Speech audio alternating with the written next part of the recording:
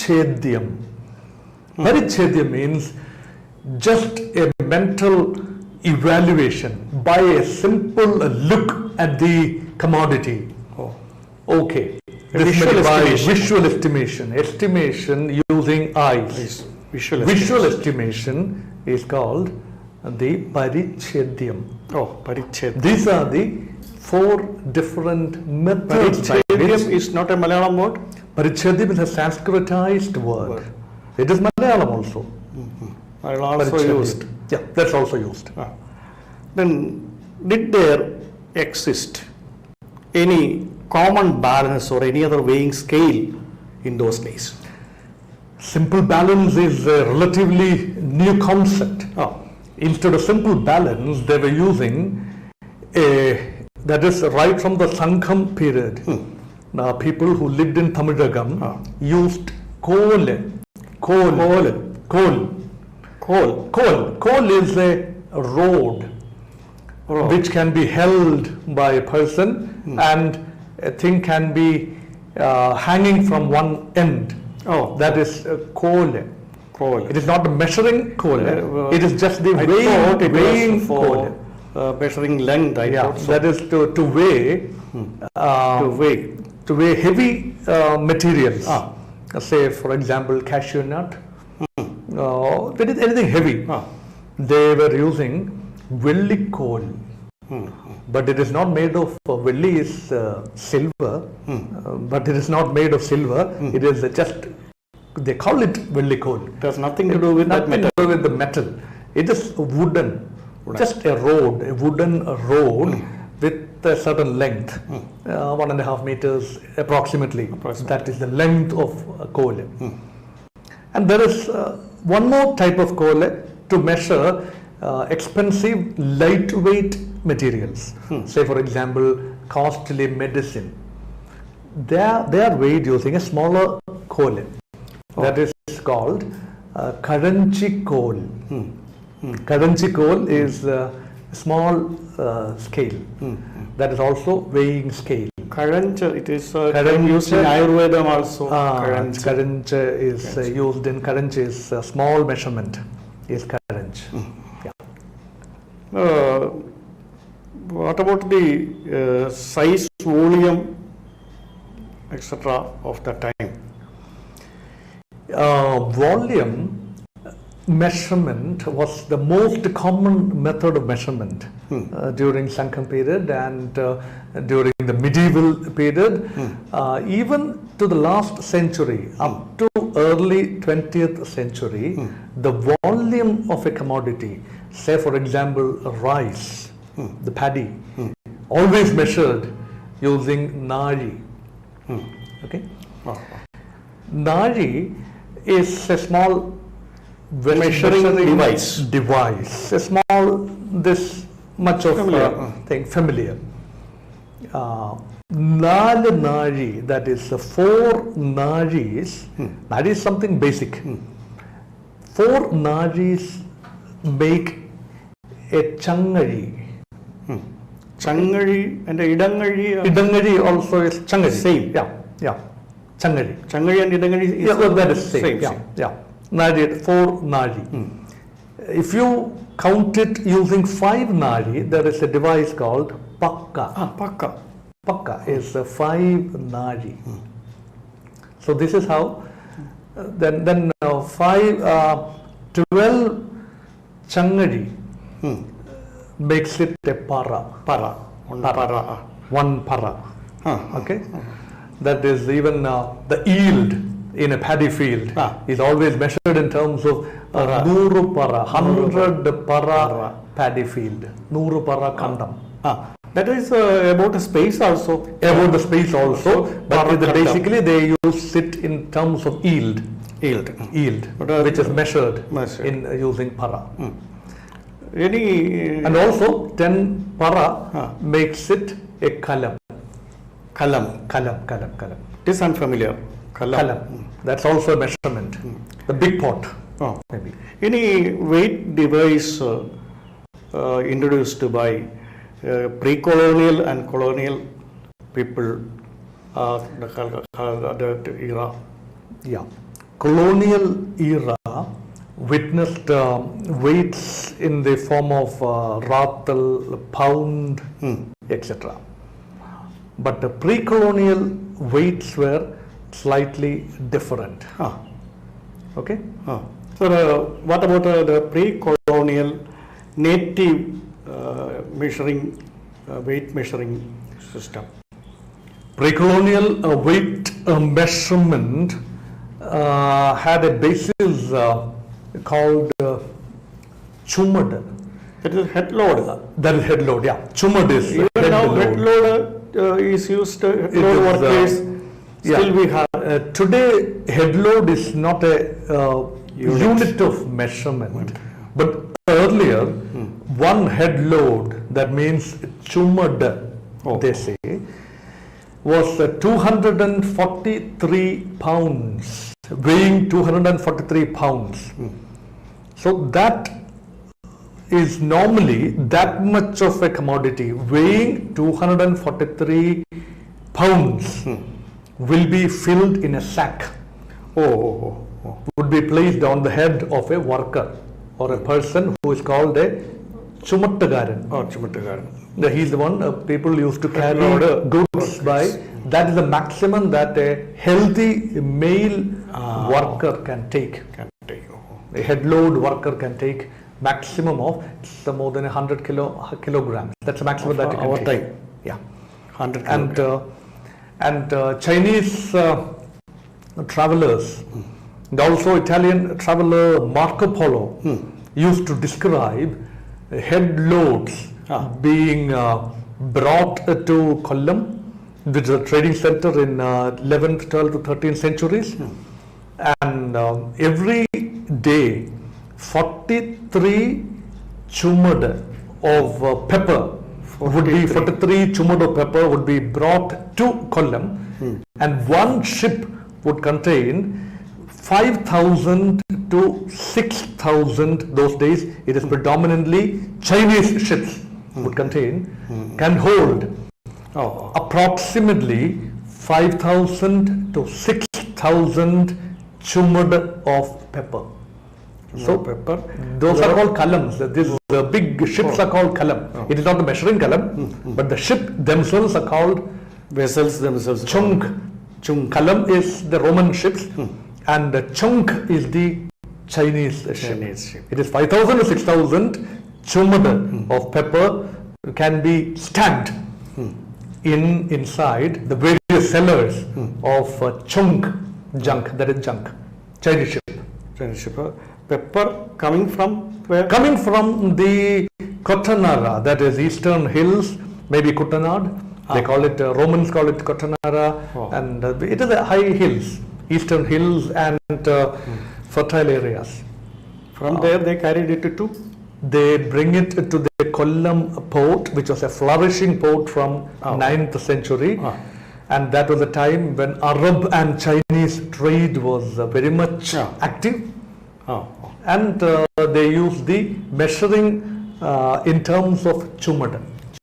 So foreign trade was based on the calculation chumad, which was not there during the Roman period, that was 1st, 2nd and 3rd century AD. But we are talking about the medieval times, 9th to 13th century. That is what Marco Polo recorded. And another traveler, a Chinese traveler, Mahuan, he also talks about the thing, and he talks about a Chinese measurement called Poho. Is a Chinese weight. It's a weight thing. So now you have clearly explained the measuring devices used for solid commodities. You would like to know about the measuring devices for liquid commodities? Of course, liquid commodities like oil or milk, honey, were all measured in terms of tudam. One small stick and a round thing that can still be older generation use tudam. And there is one more device that is called kutti, mulam kutti. Mulam kutti. Bamboo. For putta also kutti. Kutti, putta kutti, that is also used, mulam kutti, that is a bamboo stem used as a vessel. Container. That is a larger measurement. If you put them poured into bamboo, that makes it a measurement called kutti. So these were the liquid based measurements in olden days. Not liter. No liter, gallon. No gallon, no liter, nothing. Yeah, nothing. That's all brought by the Europeans. Finally, we have to know about the difference between length and distance. Length and distance. The length can be a person's height. You call it height. You don't call it length. A person is 6 feet tall or 5 feet tall, 5 feet 2 inches or whatever in the modern thing. And length means a commodity can be measured in terms of today meter, centimeter or inch can be measured. That is today's measurement. And distance today is measured in terms of kilometer and miles. Miles and kilometers. None of those measurements were there. We'll have to go to the Sangham period and also the medieval period to know what exactly people used to measure. Okay. In fact, measurement was very interesting. It was something to do with the human body and vocation. They were all rice eaters. So what they are familiar with is rice and paddy. The paddy grain was the basic, tiniest of all units. Nellida. That is one small grain, food grain called nelle. 8 grains, paddy grains constitute an angulam. That means a finger. Okay, and a few fingers, 4 or 5 fingers together call it a chan. This much from the thumb to the spreading the hand like this, from the thumb, the distance between the thumb and the small finger is called one chana. Then comes the elbow distance, distance between palm and elbow. That is called mujam. Mujam was another measurement. Even sometimes clothes measured in terms of mujam. Okay. Still some people use. Some people say. So then there is a measurement called kol, mujak. That is bigger than mujam. 2 mujams. That makes it 75 centimeters. That is cloth measured in terms of mujakol. Or mujam and also mujakol. And also the construction of house also use the coal. Olden days it is coal, this many coal. It's not like a square meter or square inch or square feet. It is mujak coal. That is the distance. And another measurement was there called the mar. That is mar means the chest and spreading 2 arms on 2 sides makes it width of the entire body. It changes for a tall person. Mar is longer. For a short person, the width of the arms will be a little tinier. So that is another. It is not a standardized. Not exactly standardized, but an average is taken. Generally, an average is taken, but it will be approximately same. People did not give that much importance to these measurements because land was available in plenty. So when you measure, but actually mujak coal has a certain correct length equivalent of 75 centimeters is one mujak coal. That is standardized thing. Chana, mar, etc. can be angulium, can all be different. Slight difference will be there depending on the size of the body. My point is that time you were asking about the relationship between the distance and length. It was length of something that leads to the distance actually. Distance is measured in terms of kadam. Those days, ancient period, it was Kadam. Vara. Vara is there. Kadam is 4 miles actually. 4 miles. 4 miles is one People Kadam. not use. They did not use that term mile. They did not use, there was no mile. It is a European colonial contribution. Kadam and Kilometer Vara also brought from abroad. Vara is yard, equivalent to yard is Vara. Vara. Okay? Yard, that is Vara. Kilometer also introduced from foreign. Kilometers is foreign, miles is very recent addition. Oh. It was Vara was used. Kadam was used. Kadam. Yeah. Najiga was used. Najiga is also a measurement. Time Najiga. measurement also. Time measurement. Vinajiga. Time is actually length and distance is related to time also. Time calculation. Time calculation and length calculation. I was about to ask about the time was correlated. Today it is not correlated, then it was correlated. We people now use time calculation using the terms like seconds, minutes, hours. Minutes, second, hours, yeah. They did not use that. They used Vinajiga. One Vinajiga is the basic smallest unit is Vinajiga, equivalent to 24 seconds. One Vinajiga is 24 seconds. And 24 minutes is one Najiga. Okay? And Najiga will be measured. Najiga is actually 2.5 Najiga is 1 hour. 24 minutes means 2.5 Najiga makes it 1 hour. And 60 Najiga makes it a day. Yeah. Our 24 hours. Yeah, 24 hours. So that is the calculation. And one Najiga, when you say it is 1.5 kilometers, it is 1 Najiga. When you say 1 Najiga, it will cover the distance of 1.5 kilometers. Distance also. Distance also measured in terms of Najiga. Even now So that we means to walk that much time. 10 minutes walk. Now we people use 10 minutes walk. Yeah, it is something like Najiga. To cover 15 Najiga distance or 15 Najiga time.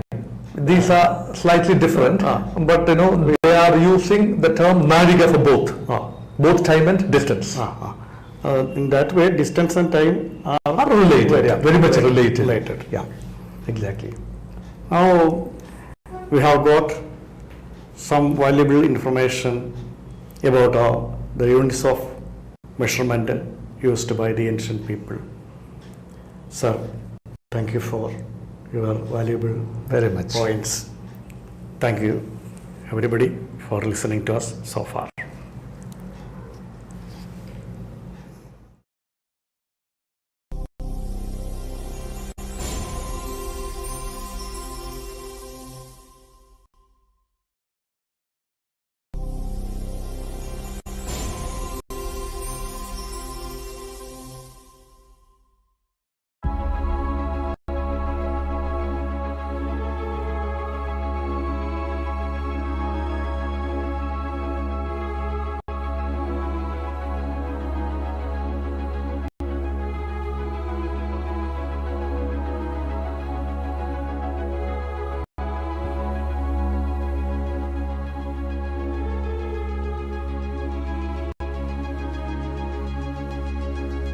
Welcome to Comrade Media's cultural program, In Pursuit of Roots.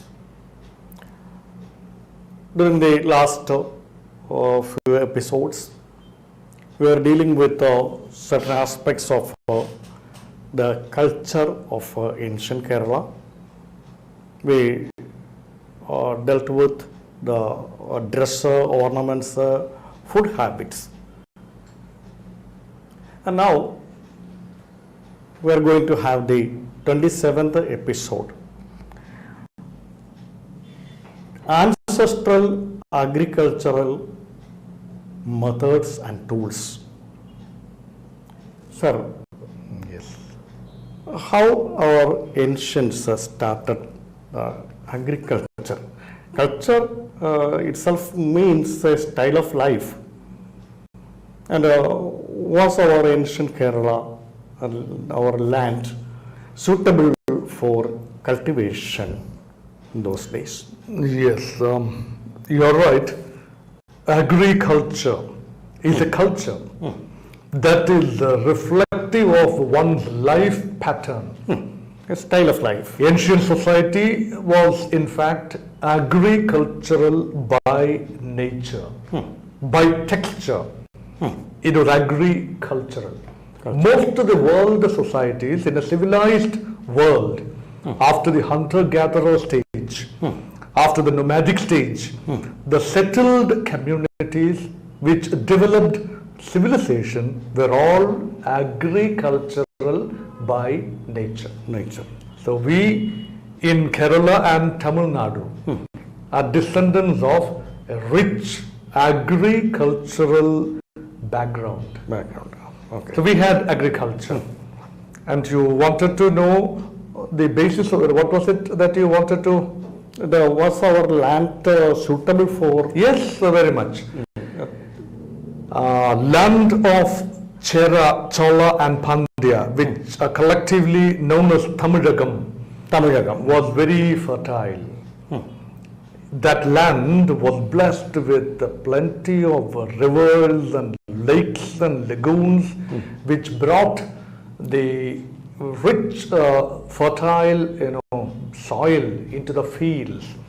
So practically, there was cultivable land, mostly in the present-day Tamil Nadu part, and few patches of leveled land suitable for cultivation in Marudam, that is the riverside land pattern.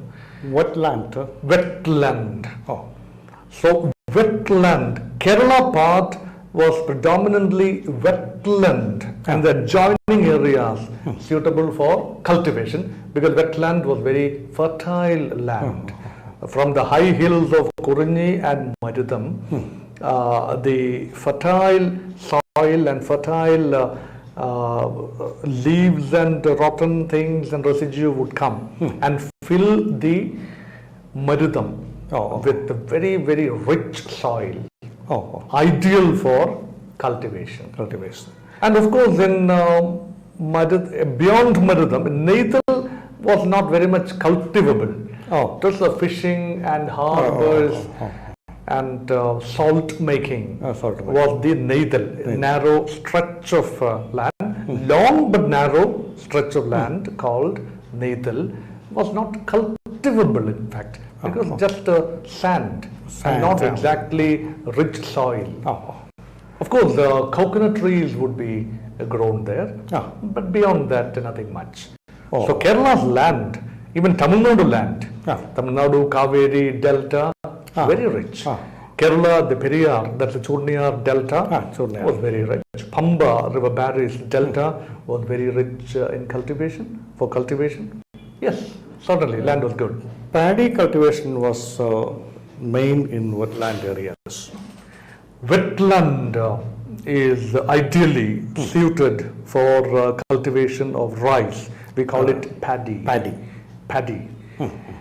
Paddy originally was not a cultivable item. It was, the seeds were grown in forests. And the early Sankham period, people would go to forest, collect the seeds and sort it. There are hundreds of varieties of rice.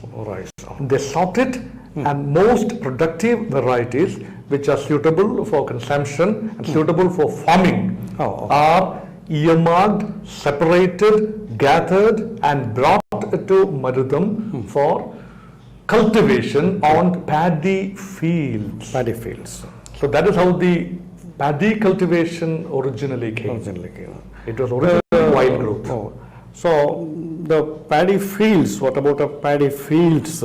We know that the fields with ridges and the square areas. Yeah, preparing paddy field itself is The pre-arrangement of paddy cultivation. very much a laborious, labor-intensive activity, which was actually performed by the family.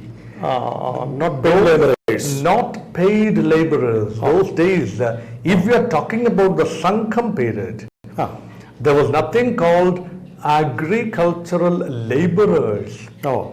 Of course, everybody is a laborer in one form or the other. Family, actually, cultivation of farming was a family vocation. Father, mother, grandfather, grandmother, uncles, aunties, children, grandchildren, cousins, all gathered together to form a work group, a work collective, which is called Killa. Killa, Tilling tilling the land, plowing the land and reaping the land. Killa was involved with cultivation. Blood relative, the catchword is kinship, blood relationship was the basis of Killa. Were they land owners also? They were land owning communities. Land owning community. Ujava community. Normally plowing. Ujaga means to plow. There were plowers of land that is cultivated. They are the original growers of paddy, Ujava community. What are the systematic pre-arrangements of this? Okay, until you said it's systematic, it was systematic. Paddy grows it gets mature in 3 months. There are varieties which get mature in 3 months. Some varieties take 4 months, 5 months. It differs. Depending on the variety, once the cultivation, one round of cultivation is over, the land is used for middle cultivation. Or mid-term cultivation. Mid-term cultivation. Another item, another crop. Or sometimes, millets and pulses, all other varieties are used because the season changes. The wetland becomes the dry land at that time. So it is not suitable for wetland paddy cultivation anymore. They may use, it all depends on weather, rainy season, rain needs to be brought. Even when there is no rain, the fields have to be set to ensure that when paddy is cultivated, there should be plenty of supply of water. So the first step is to ensure that the canals bring water. If the canals are not properly set, they dig up, they dig and make new canals or stretch the canals or clean up the canals to ensure smooth flow of water from the neighboring river or lake. That is the first stage. Then they bring water into the dry paddy field. After a dry season, paddy field becomes very dry. And the land becomes not muddy, but lumps of mud. And that lumps of mud need to be broken.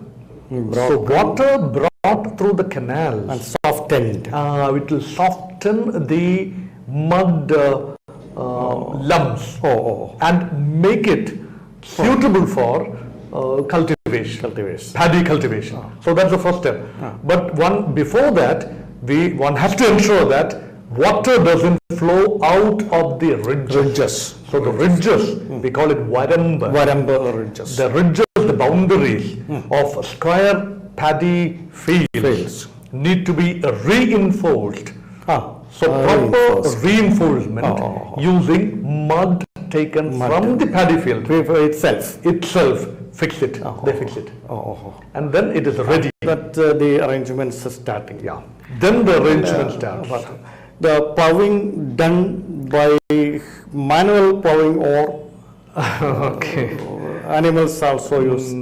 Yes, plowing is a very scientific method of preparation of the land for paddy cultivation. Plowing involved the use of kolu. That is our That is the plow. plow. Plow is of a variety of kinds. Made of, originally made of wood, but the later Sankham period, we see the use of iron, hard metal. Wooden plow may not last. It is not rugged enough. Therefore, hard metal called iron, which was in use by then, by 1st, 2nd, 3rd century, iron was available in plenty. We never had much of an iron, so iron had to be brought from outside. So, iron plow used.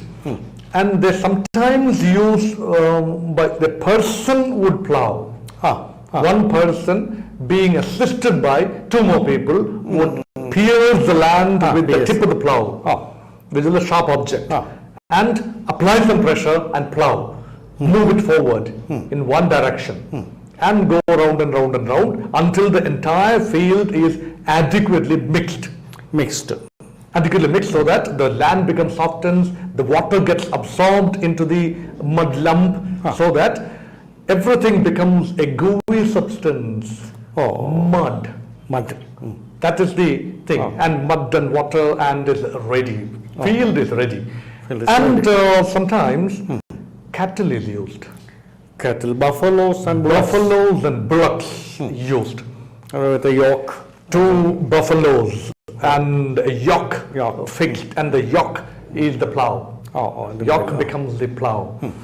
The Western world, they call it yoke. Under the yoke. That's the phrase, it's the usage. So there is plow here. The plowing of the land using the cattle and bullock. Spades of some varieties are also used for making this ridge. Spades of a variety of kinds. The broader one and the narrow one, mostly made of iron. Iron spades are used to move the soil, move the land, and to get the ridges onto shape. Require that. That's an implement, agricultural implement. For patching up the leaking. So patching up the leak and the bund creation of dams, check dams and bunds and all that. Another tool is something like a wheel for splashing water to field. That is the ancient time of irrigation. Oh yes, very much an ancient time of the ancient practice. Water needs to be lifted to the higher plane of the field from the lower part. Actually, the streams may be flowing a little lower. And from the stream, the water needs to be taken to the higher plane of the field, paddy field. That is also manual labor. That is manual labor. A man or woman would sit on a pedestal, a higher pedestal, and wheel would be rotating, and they will be pushing it down with the leg, with both the legs applying pressure, and it goes down and down and down and down, so that water gets lifted and lifted and lifted, and it goes into the splashed and diverted to the upper level. Gets elevated actually. What are the items our ancestors cultivated apart from rice? Rice, orishi. Actually, rice is called arishi. That is the etymology of rice. Etymology of rice. Arashi or rice came from Hebrew and Greek and Latin root called oris is rice. Oris, arishi. In Tamil it became arashi. Now it has become ari in Malayalam. Okay, the rice, that is the etymology of rice. And of course, rice is oriental by nature. Rice never grows in the West. Before cooking also we use rice, and after cooking also meals rice. Rice all the time. Malayali staple food, Tamilian staple food has always been rice. All these years, there is no shift in the pattern of the use of rice. They may be using new kinds of dishes, but rice remains the same. And more or less, the method of cultivation also remains roughly same. Until late 20th century, we could see, there are places where we could see cattle and men plowing. Not exactly tractors. It is a recent, very recent addition to the mechanized farming. Mechanized. So farming was not mechanized, and even fertilizers were not what fertilizers we use. Only organic fertilizers. Oh. Kerala, Tamil Nadu, Tamilagam was known for the use of only organic. Ancient world, only organic. Only organic fertilizers are there. Here, we had plenty of foliage, leaves. Leaves. Leaves. The decayed leaves. Decayed leaves are used as manure. Leaf fertilizer. And then green manure also. Green manure. Then, of course, the cow dung. And ashes. Ashes and cow dung certainly form bulk of the rich component in the fertilizers. No chemicals used. No chemicals used. The rice manufactured or made those days were very healthy. Quality rice. Punnelle, Kulanelle, Varinelle, all varieties. Sankham literature gives a very good idea about the kind of rice grown there. Basically 3 varieties. Of course, there are sub-varieties. One is Ven Nelle. Nelle means rice with its covering also, husk. That is Nelle. Ven Nelle, white rice. White rice. And then the red rice, that is Chen Nelle. Chen Nelle means red rice. And the Kula Nelle. Kula Nelle is a biomedia. Kula Nelle. So these are the 3 basic varieties. And there are some varieties as well. Plenty of varieties. By Middle Ages, cultivation became very organized. Temple-related land was available in plenty, where organized farming by a labor community that started. That is, this land is called Pulam. Wet, leveled land is called Pulam. In Pulam, a group of laborers, skilled laborers, plowing the land and tilling the land and reaping the crop, they are called Pulayas. That is how a community called Pulayas was identified like a farming labor community. Earlier, it was all segments of the population come together to farm. It was Killa. The Killa system came to an end, and the bonded labor and bread labor and forced labor and paid labor all came. Mostly labor was not paid, food was provided. Pulayas were given after cultivation, after making use of their hard energy, they are paid a certain portion of the crop. That was the payments later about the tools like a reaping tool, a sickle. Sickle, we call it Arival. Sickle for reaping the already already even now we are using. Even now we are using. And leveling equipment. Leveling equipment called Maram. Maram is wood. Maramadi. That is to level the land. To level up the land before cultivation. Maramadi. It has become a festival also. It has become a festival also. After the cultivation is over, after the reaping is over, they enjoy by using Maramadi, 2 bullocks and leveled wood, and they would be running. It's a competition item, it's a cultural item, festivities, especially in Kerala part. Even now in Anandapalli, in the Central Travancore region, in Pathanamthitta district, Maramadi Mahotsavam is held every year. And, apart from this Maram, the plow and main tools, metallic tools, were made where? They are made by Kollan. Kollan is the blacksmith. Kollan has an ala. Ala is the workplace of and anvil. Anvil will be there as a platform where the little furnace that could provide the heat. And they blow it hot and blow it cold. That is how the implements are given shape. The axe and that hard knife to cut. So something like an idiom It is on the anvil. On the anvil. It is my on next the- novel is on the anvil. Yeah, my on next the- cinema is on the anvil. It is in the pipeline, on the anvil, and all the anvil. idioms. Yes, yes, An yes, idiom yes. also. It's coming up. Coming up. It's queuing up on the anvil. Apart from rice, which were the items cultivated in not dry land also? Yeah, dryland also, because we were all this time we were focusing on the wetland cultivation. Okay. Now comes the dryland cultivation of millet. Millet of various kinds. Various kinds, of millet used, Ah. and gram used.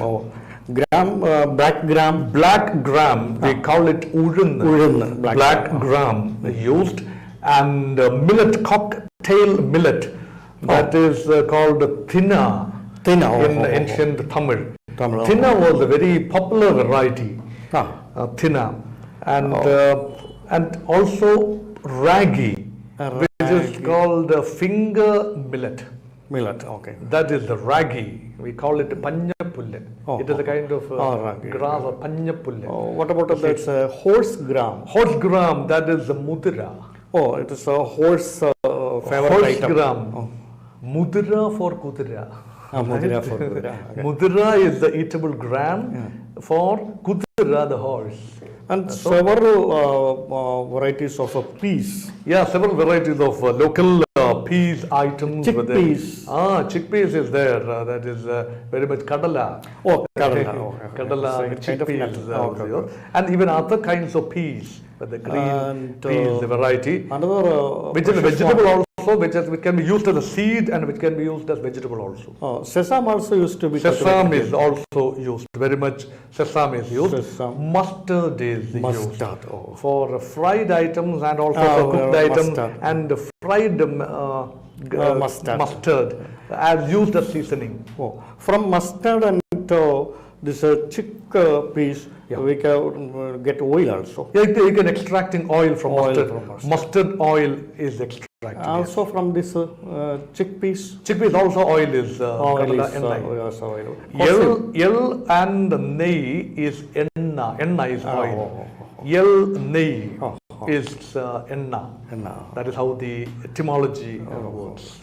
About some details about the agriculture, and in the next episode you will be giving the details of weights and measurements. Yeah, we will come to the weights and measurements and how these agriculture produce are measured and weighed and counted and all this.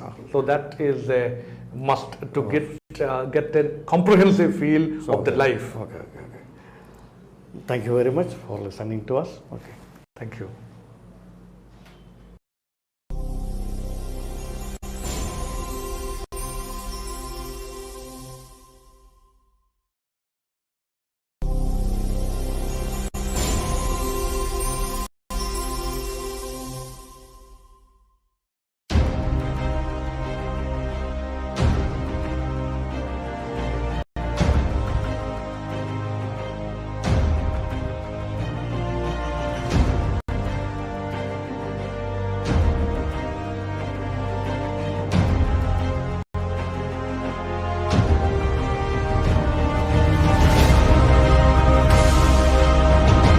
Now I am very glad to invite all of you to the cultural program of Comrade Media in Pursuit of Roots.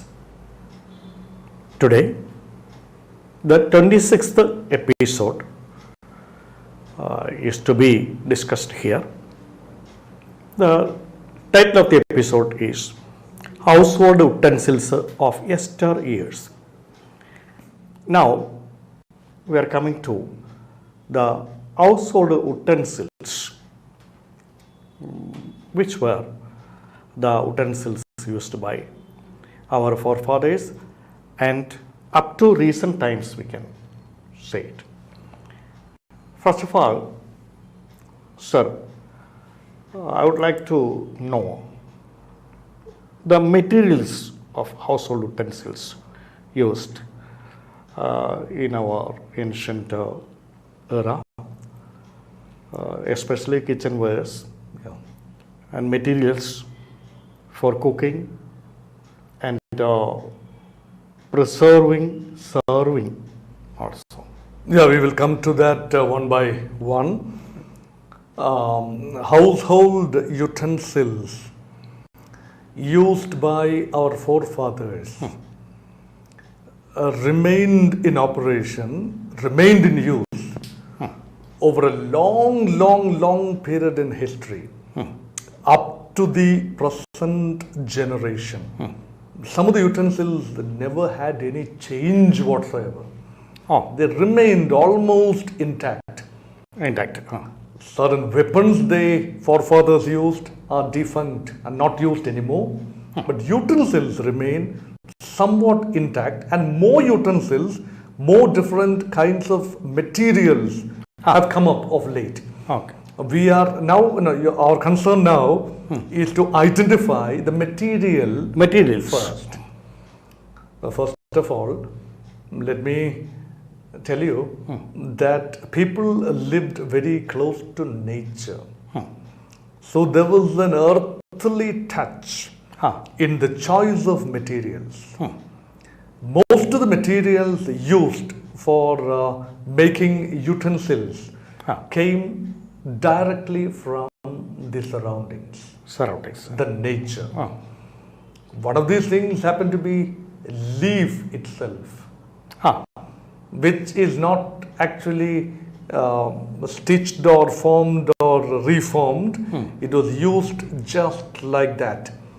For example, for a plate which we use to eat, predominantly the people used teak illa, the leaf of teak plant, teak tree, which is big enough, and also plantain leaf also. Plantain leaf, also vaja ilai, plantain leaf, and for spoon, plavillai, jackfruit leaf, jackwood. For having porridge. For having liquid things and porridge.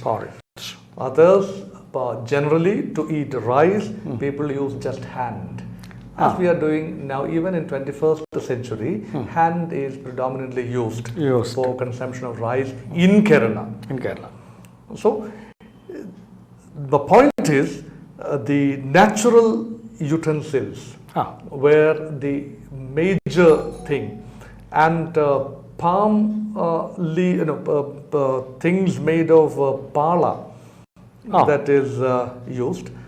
It's a pala is the arachnut spade. Yeah, arachnut has a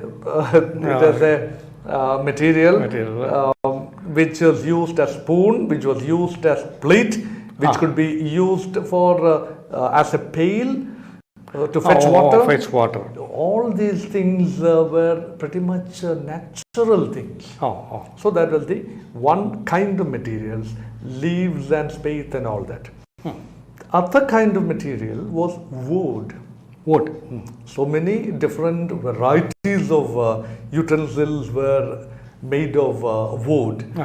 That is, some of the wooden pots and wooden panes and wooden spoons and all were used.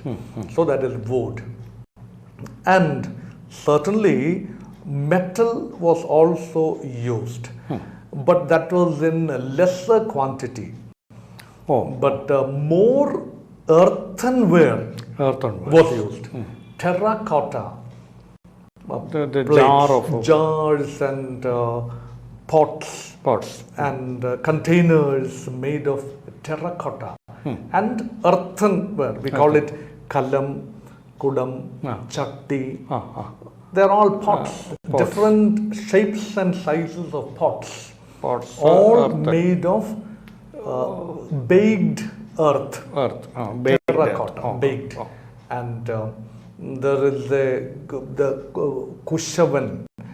Pottery making. Pottery makers. Potters were called kushavan. Pottery making was an art in itself. And so it's all earth. Earth and earthly things. Metallic objects included copper, plain copper and in the form of copper alloy, Alloys. like brass and bronze. Bronze. Bronze it was. Bronze is a combination of raw copper with a bit of a lead and also mercury. All Mercury also. mixed together, and various other compounds also mixed together to make bronze. Bronze ware was not very common, but for aristocratic, quality, elitist use, bronze came in very handy. So those were the materials. No stainless steel those days. Steel as such was rare. Even other steel is corroding steel was rare. And China pottery was there. Porcelain was there, but of course imported. And glassware was there, again imported. But the original Chera, Chola, Pandya land in ancient Tamilagam used earthenware and leaves and wood. That was a major thing. So, for preparing food and for grinding, which were the instruments used in those days? Preparing food itself is an art. Art of the kitchen. The kitchenware, kitchen utensils included. Plenty of grinding required for Kerala's cooking, and plenty of churning also required for making gravies, making gooey kinds of curries. So wet grinders. Wet grinder called mortar and pestle. Mortar and pestle for the dry grinding. Dry grinding. For the wet grinding, article. That is mortar and pestle are called ural and ulakka. Ural is the mortar, with pestle is the one to ram down, to jam it. So that is pestle and mortar. Made of stone. So stone utensils. They are stone utensils. Stone utensils. Also, wooden ural and ulakka made of wood. Tadi ural. Tadi is wood for making aval, which is a rice product. Rice product. It is used, and for making removing the outer covering husk. Dry ural, that is kallural. That is mortar made of stone. And black stone. For that paste, that is a flat mortar. For the flat thing, grinder, it is for a flat surface, grinding using two stones. One rolling one, and a flat base. Based one. We call it Arakalla. Ammikalla, Arakalla. So they just move it forward and backward and forward and backward so that still material gets crushed. Still so many people are using it. Instead of grinder, now grinders are available, but the grinder cannot give as much taste as this stone implement. What are the chattis you now?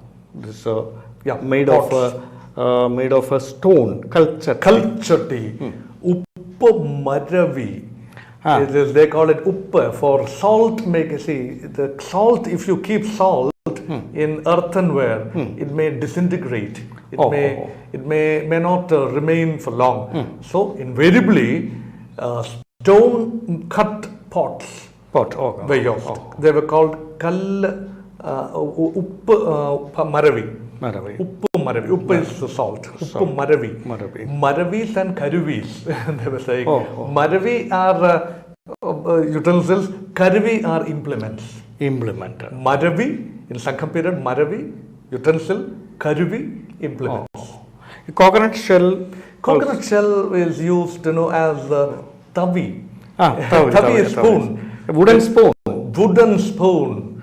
but done some small stick-like thing as a handle. It's also from coconut Araknut or coconut. wood is used for that. Tavi. And tavi and chiratta. Chiratta is the shell, coconut shell is used as a cup to drink water or milk or buttermilk or coffee or whatever. It may not have a handle, but it is just used like that. Okay. Chura kuduka was also there for keeping small time liquids or something. Chura is a nut. Chura kuduka, the rounded structure with a cut top. Chura kuduka. So it's all earthly materials. Natural things. Of course, in kitchen, to keep and preserve materials without ants or flies getting in, there's a rope suspended with a pot, with the base, with the rounded base where a column, a pot can just fix in. It is hanged from the roof. In order to keep the ants and insects away. The ants and insects away. That is the uri. It was available until recently. It was a common sight in traditional Kerala kitchen. Not seen anymore in plenty nowadays. There are uri now, but not many. And also adach uti. For drying the rice. Rice is boiled in a pot with plenty of water, and the water is to be taken off and sieved away. Sieve. It has to be sieved. That sieve made of wooden rounded substance with a handle. With a handle. Adachuti. Adavala also. It is used. Yes, that was also an olden day utensils. Certainly. And, for cooking materials, the oil.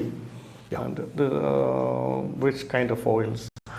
Oil, certainly coconut oil was available in plenty. Oil is extracted using an expeller. Expeller. Chakka, one would call it. Chakka is an expeller to extract. It was drawn by bullock. They go round and round and round. There is a hub on which a piece of metallic piece or the wooden piece is kept, and churning takes place, and then oil gets released and collected in jars. Oil jars are kept. After extracting the oil, the remaining the solid things used for cattle field. Pinaka. We call it the residue is used as cattle. So everything is useful. Everything, no waste. Okay. Most of the coconut is called kalpavriksham because all the products of coconut tree, right from the root to the top leaf, everything finds a use in traditional Tamilagam life. For bathing children, the spade used. Araknut spade is used for bathing the children. Even now it is used as a plaything, as a plate. It is used. Sometimes it is used. And for drawing water also. As a pail to fetch water, to draw water from the well. It is used. Only later came to be the iron pail. Iron pail came later. Steel and iron pail came later.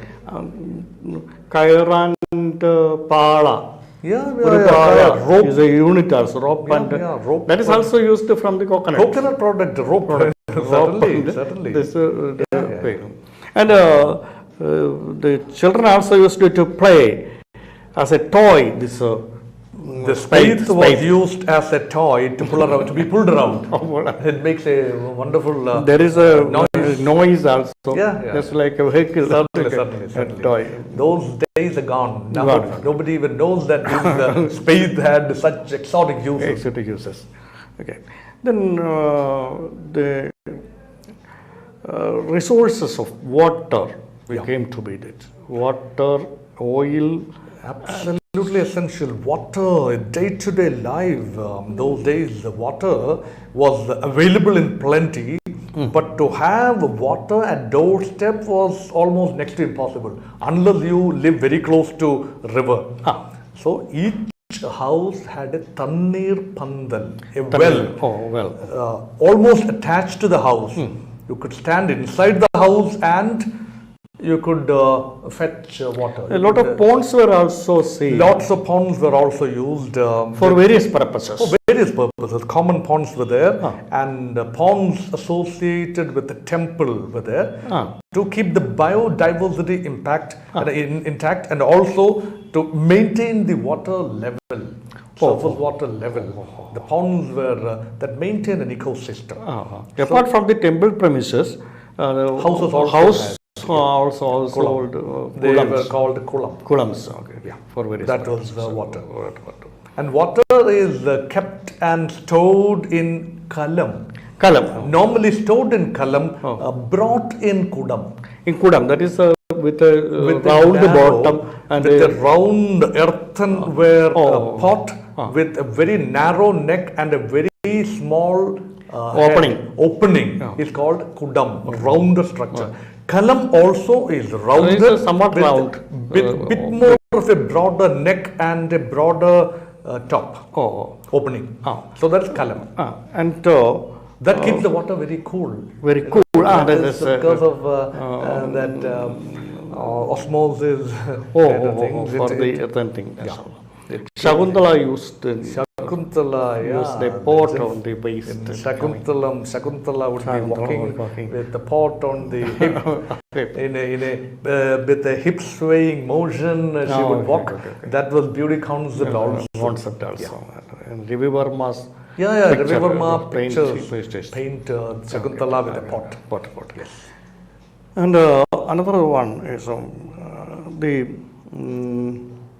what was the lighting of those days?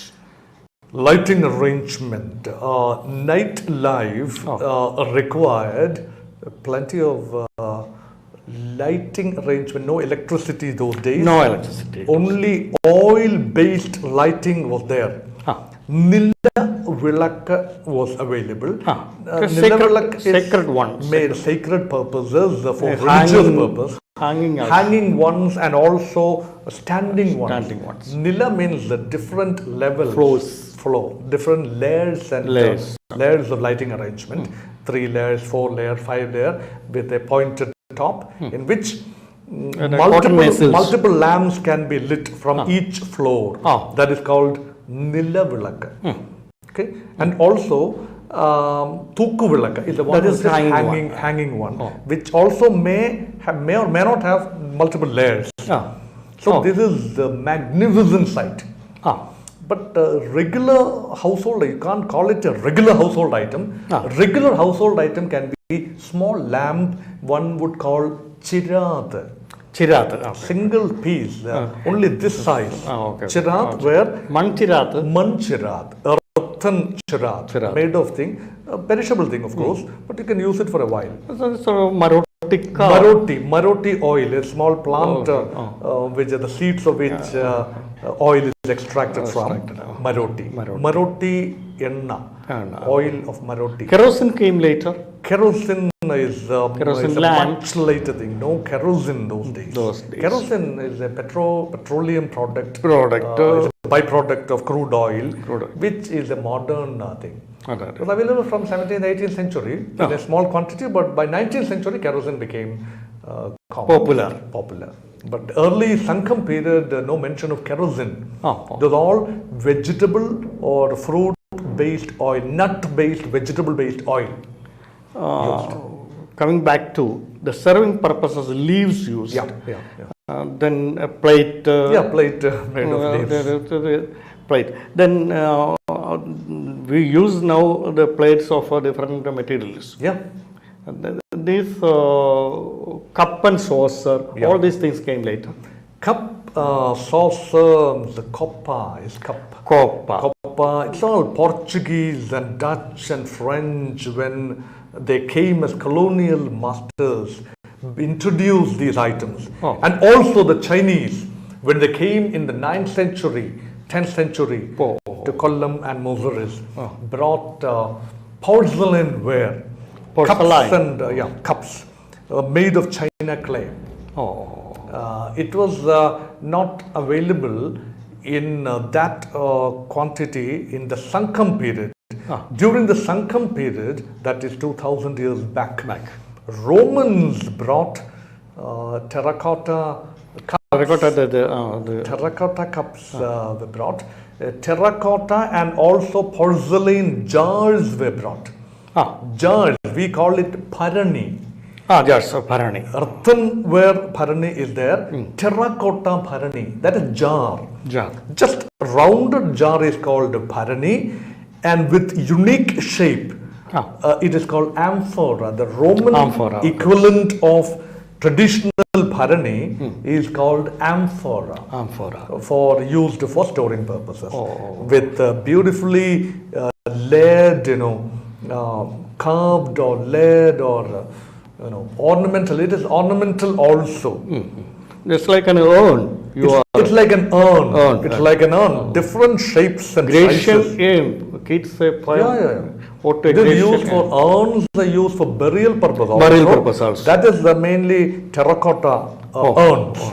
But for food preserving or food storage, urns and jars and amphora made of porcelain was greatly in use during the Roman period, Roman trade period, the first 2-3 centuries of Common Era. Oh.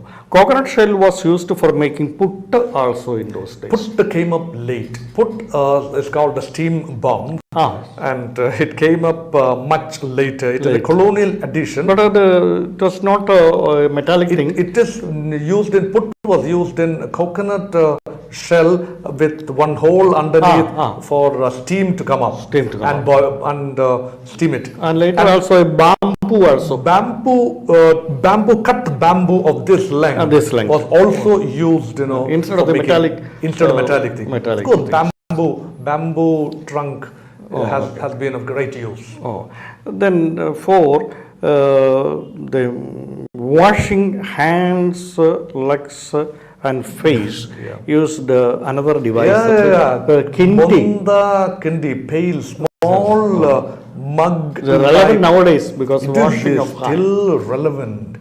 Using a kindi can maximum. Kindi is a brass or bronze item with a tail-like thing. That tail is a perforated one through which water can come. The water can be maximized. Use of water can be minimized. Economized by the use of kindi. Kindi with the tail and monda Without wasting water. Without wasting a drop of water. With monda at best can hold 1 liter of water. So big monda can hold only 1 liter. During time around dusk, we light the sacred lamp. Before that, ablution is the word. Ablution Washing is washing only essential things. Essential parts of water. Feet and face only. Then lighting the lamp. Is half a kindi water is all that is required for doing that. No waste of water. No waste. So our forefathers were highly conscious about the value of water. Which this generation may not be very much keen. How to learn. No, we have to learn a lot of things from the taps are used now. And the flush is used as a toilet and bathtubs. Look at the quantity of water rather wasted going down the drain from a Turkish bath. And imagine kolam, that is pond, and use of kindi, monda, small pail. A small lota. Small. It's only 1 liter, maximum 1.5 liters. And what about the furniture used in those? Furniture, pretty much same furniture, but not many wooden cots or wooden chair or wooden stool. Of course, wood was available in plenty, and cots were there for the royal reclining. Certainly, Maharaja Kuttuvan, kings and nobility were using cot, but not a common man's item. Common man would lay on taja, paya or Mat. paya.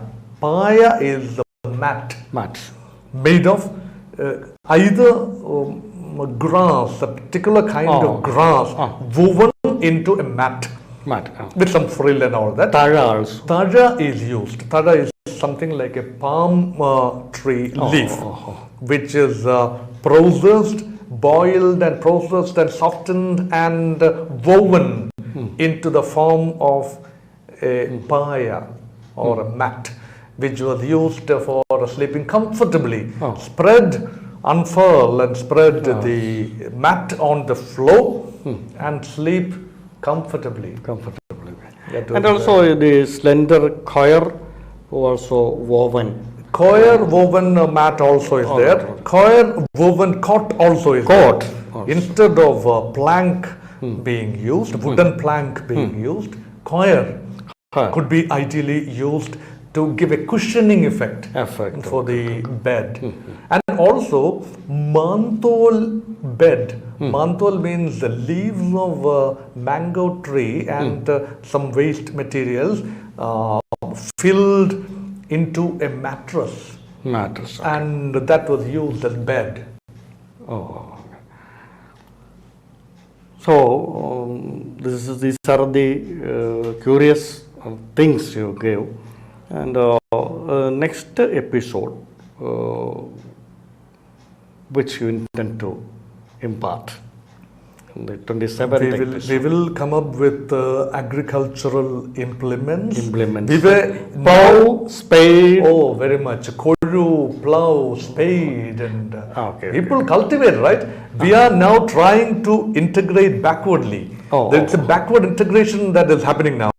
We dealt with food, and now we dealt with the utensils, and then we go into the agricultural field, livestock. Livestock. So that is going to be the next episode. Okay.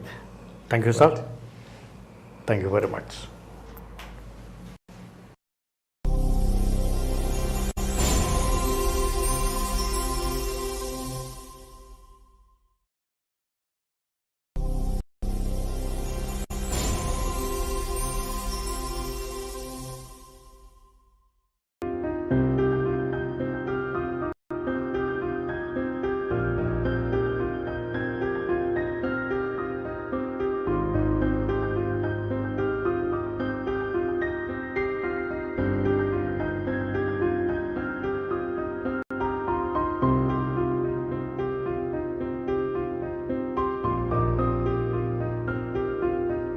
You are welcome to Comrade Media's cultural program in Pursuit of Roots. Today, we are going to have the 25th episode. That is the intoxicating festivities of Sangham era. Sir, ever since the immemorial past, the festivities were always accompanied by liquor or a kind of intoxication. From Sangham era, you mentioned about it last episode. Yes. And you offered to give more details of liquor consumption along with the festivities. Yeah, sure. What are the occasions celebrated with intoxicating liquor? Sangham era is characterized by festivities. Different kinds of festivals and festivities marked the Sangham era. Life was very colorful, jovial and bubbly, with a lot of fun and frolic all around. So that was Sangham era's speciality. Festivals, for the sake of festivals, were there. Festivals specially earmarked for celebrating with some drinks intoxicating substance have been there. And you're right, there were festivals. I can list, you want me to list the festivals? Occasions. Occasions, yeah. As we know, marriage has always been a wonderful occasion to celebrate. Ah. When they celebrate, now it can just be food, and some marriages, the food is accompanied by liquor consumption, not in open manner, but in a very secret manner. Oh. But in Sangham era, during Sangham era, drinking was not a taboo. Oh, in those days. Therefore, people used to, men and women, would drink, celebrate, dance, accompanied by music. So marriages were so colorful, so exotic, and invariably upper rung of the society, when people get married, liquor certainly was used. So marriages happen to be one occasion, common occasion then and now. Now it is limited use of liquor. Then almost every major marriage was celebration time with liquor. So in olden times it was openly done, not furtive. It was openly done. Not furtive like that. Sangham literature gives an impression that it was not done in a clandestine manner. It was done in a very open manner. But it was done in a responsible manner also. Okay. No major instances of drunken behavior or hooliganism, which I have never come across any such write-up in Sangham literature. There have been, invariably there would have been some drunken behavior, but not a common occurrence then. So that is, marriage is one thing. Then Vizhava is the festival. Vizhava is the common name used for any festival for that matter. Vizhava or Vizhava. Vizhava, otherwise Vizhava, just say Vizhava. Atta, Pata, Koot, Vizhava. Atam is dance, Koot also is a form of dance. And Pata is the music. Songs and music with a lot of drum beats and midava, all these percussion musical instruments, yare, para, all musical instruments come into the picture in Vizhava occasions, accompanied by drinking party. So that is the Vizhava. Any festival, it can be related to harvest, it can be related to special occasion, it can be related to the coronation, the anniversary of the coronation of the Kuttuvan king, or Naduvari, or world, that is Vizhava. Yet another festivity was Kondattam. Kondattam is a curry. Pavaka Kondattam. Now, yes, Vendaka Kondattam, Pavaka Kondattam is a curry. Now, Kondattam originally was a festival. The unique festival of the Cheras and Chaulas and Pandyas during Sangham era. They were relying predominantly for the finance, for prosperity and for the growth of exchequer. They were relying, Cheran, Pandyan and Cholan were relying predominantly on foreign remittances.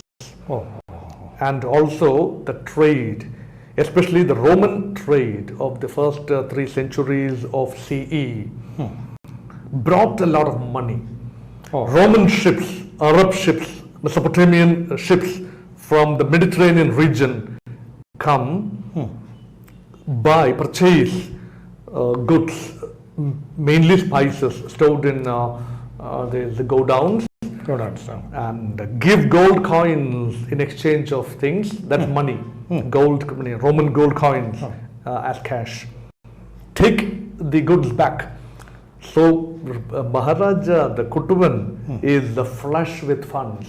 he distributes the riches among the people, among common men, among nobility, among aristocracy, among traders. Kuttuvan is lavishly distributing wealth.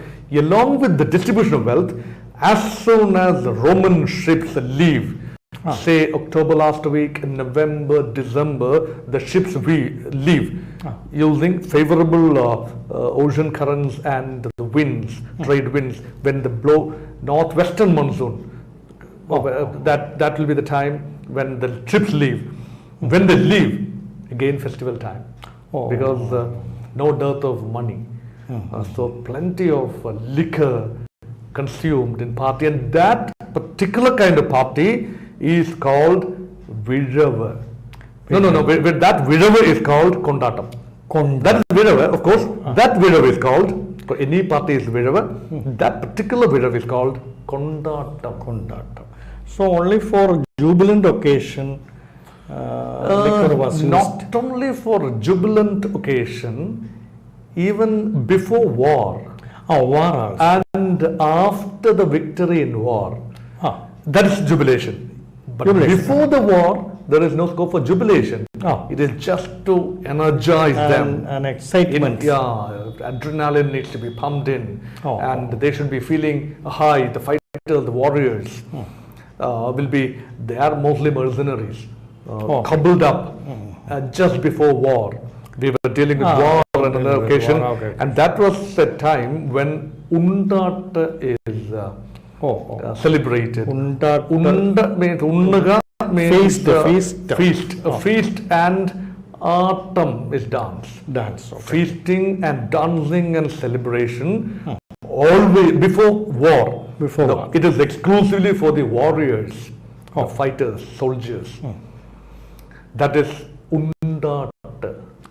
We dealt with that Undat part when we dealt with war. Okay. Undat is also another festive occasion, and all such occasions were very, very, very, intoxicating substance. Drinks, mostly hot drinks, consumed in high quantity. And Kuttuvan enjoyed, even Uthiyan Cheraladan is popularly known as Perinchottudiyan. Perinchottu means rice.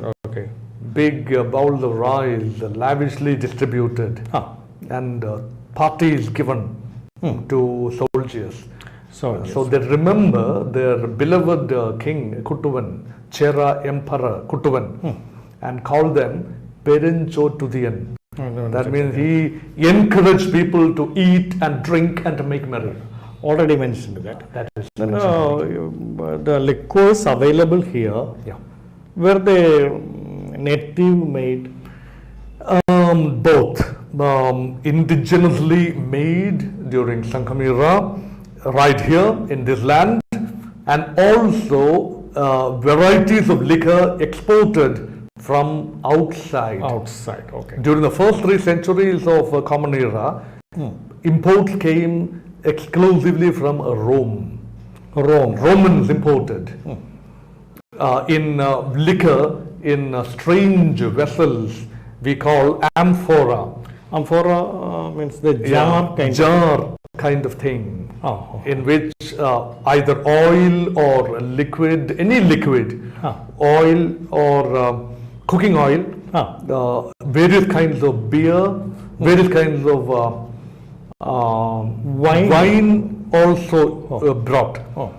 Very colorful jars, porcelain, China pottery, porcelain, also earthenware, terracotta.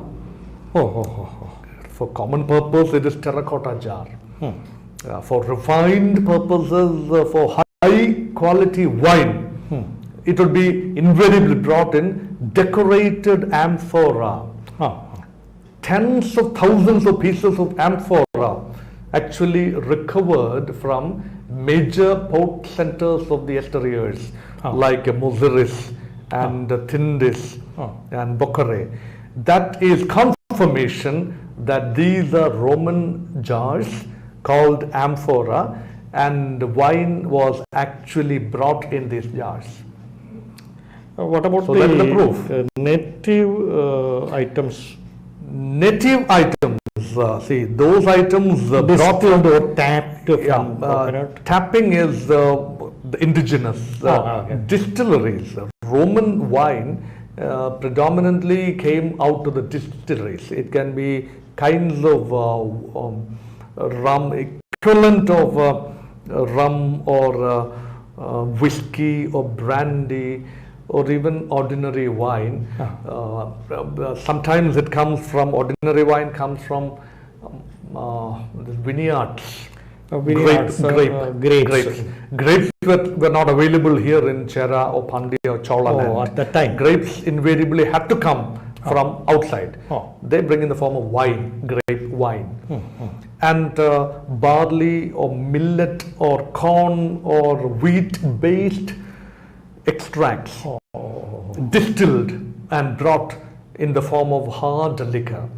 Known in different names those days, were all brought in amphora by the Romans in their ships when they come here. And they get back with spices. They bring these amphoras and they trade it here. In exchange. In exchange, yeah, of course. One of the items, major items brought here was liquor. Okay. One of the major items, not only that, they brought several other items also, mirrors and precious metals, other things, all that. But here you were asking about the indigenous local items. Local item, everybody's drink was Theral. Theral is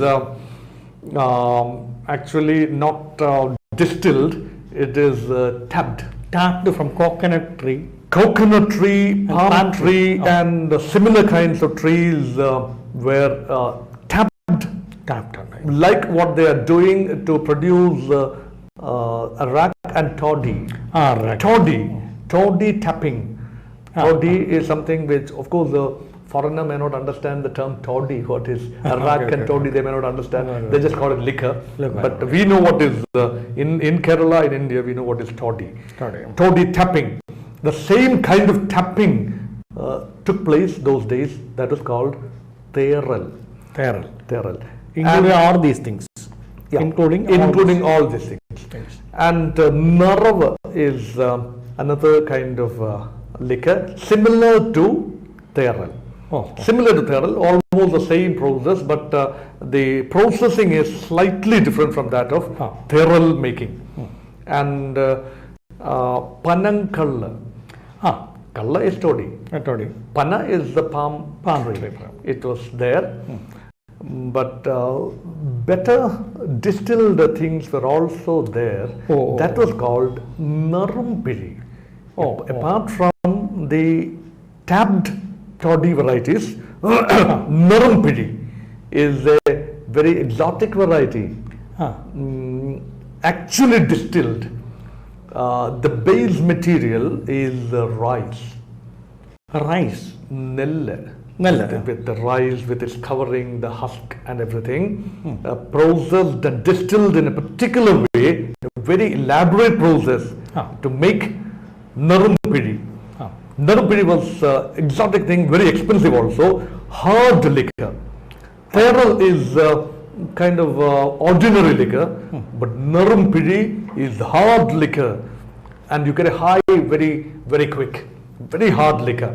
Sometimes Narumpiri is consumed with a bit of sugar or even honey. Sugarcane juice added with jaggery also. Make it mild, or maybe jaggery used along with it. Sometimes it is sweetened. People prefer to consume it sweetened. Mostly using honey. Honey was available in plenty. Those times. So, but the most exotic of all these things is called Munnir. Neer is the liquid. Munnir is three kinds of liquids, all gelled together, rolled in one, shaken and consumed using its cocktail. In ordinary parlance, you can call it cocktail. Mixture of coconut extract, palm extract, and sugarcane extract. Filtered and used in a particular way. And that is consumed by women also. Women preferred Munnir, especially ladies from nobility, royal families, aristocratic families, queens, all used Munnir, very expensive local variety. Only during festive occasions, Munnir is served. On ordinary occasions, they do with Theral or Nirava. How were these kinds of liquors available in those days? Any monopoly of a group of people? Yeah, that's like every other commodity. This is also a commodity which is traded. And the trading persons in liquor, people who were specializing in the trade of liquor items, especially local liquor items, were called chantor.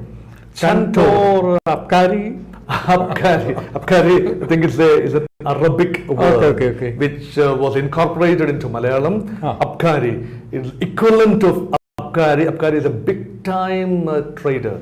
The big time chantors, local chantors may be dealing in Theral only, and there are chantors dealing in multiple liquor items, but it's chantor.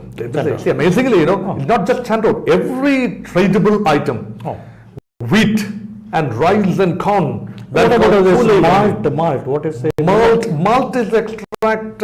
Malt is not available here. Malt used to be coming from outside. It doesn't come in the form of malt. It comes in the form of liquor. The brandies all come from outside. That is malt extract. And the chantor, it's not only chantor, all traders were known or were specializing in unique items. Kulei Vanikan specialized in wheat and corn and all grains, food grains, Kulei Vanikan. Aruvai Vanikan specialized in clothing. Aruvai is cloth. Olei Vanikan. Then Ola is the coconut products, Olei Vanikan. And all these things, there. And Panitha Vanigan. Panitha means sweet products, sugar, jaggery, and everything. Sugarcane products traded by Panitha Vanigan. Vanik means trader. Panitha Vanigan. And this Kalla Vanigan, that is the liquor Vanigan, is called Chantor. Yeah. So you mean only for a jovial or jubilant occasion the ancient people used liquor? We are made to believe that they were responsible. They were consuming liquor in a very responsible manner, always. One cannot be very sure whether we in this generation, in modern times, use it in a responsible manner, but those days, people knew how to behave. Like what I said earlier, the drunken, unruly behavior was so foreign and not known those days. They were all performing their roles. And say dancers, viralis and kuthers, they would be dancing.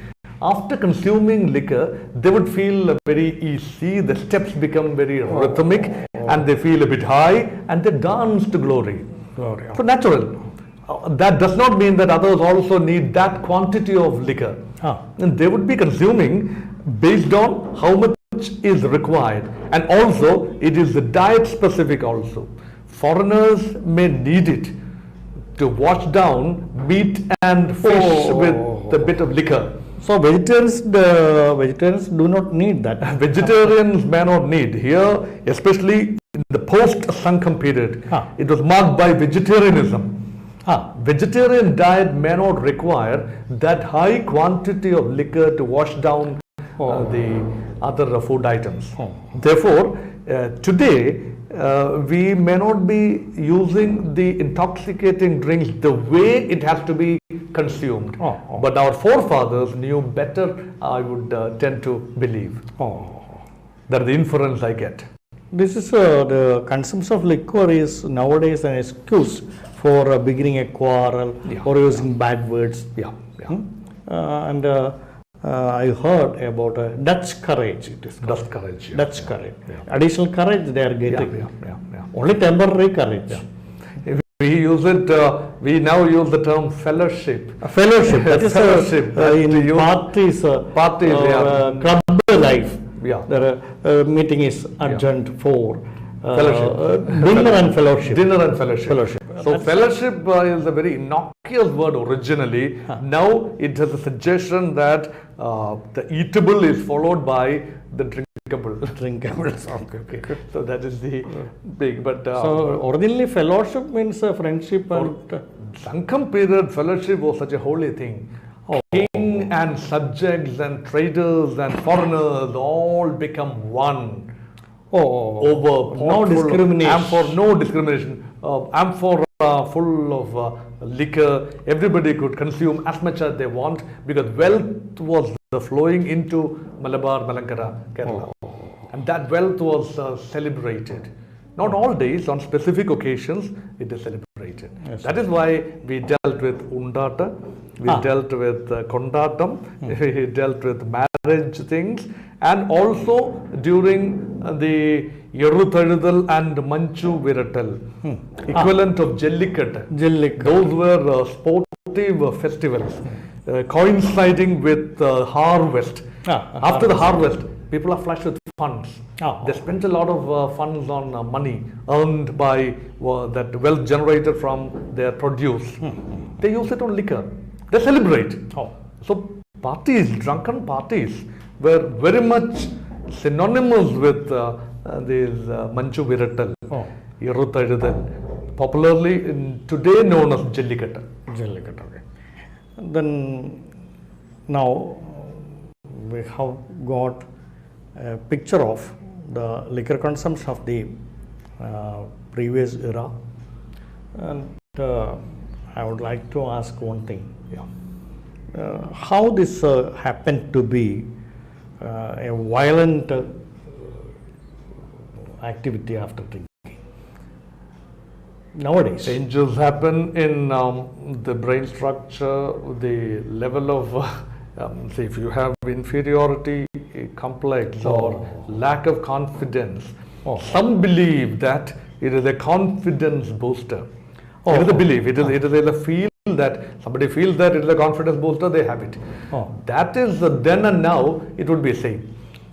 But finding a reason to celebrate over a glass of intoxicating drink is something which is a current thing. There it used to be reasons for there. Intoxicating drinks that will help people worry. Karl Marx once famously said, consumption of opium, that is make you forget about your worries.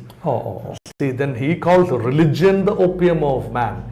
So consumption of either religious beliefs or political beliefs or even physical substance abuse like intoxicating drunk help you forget worries.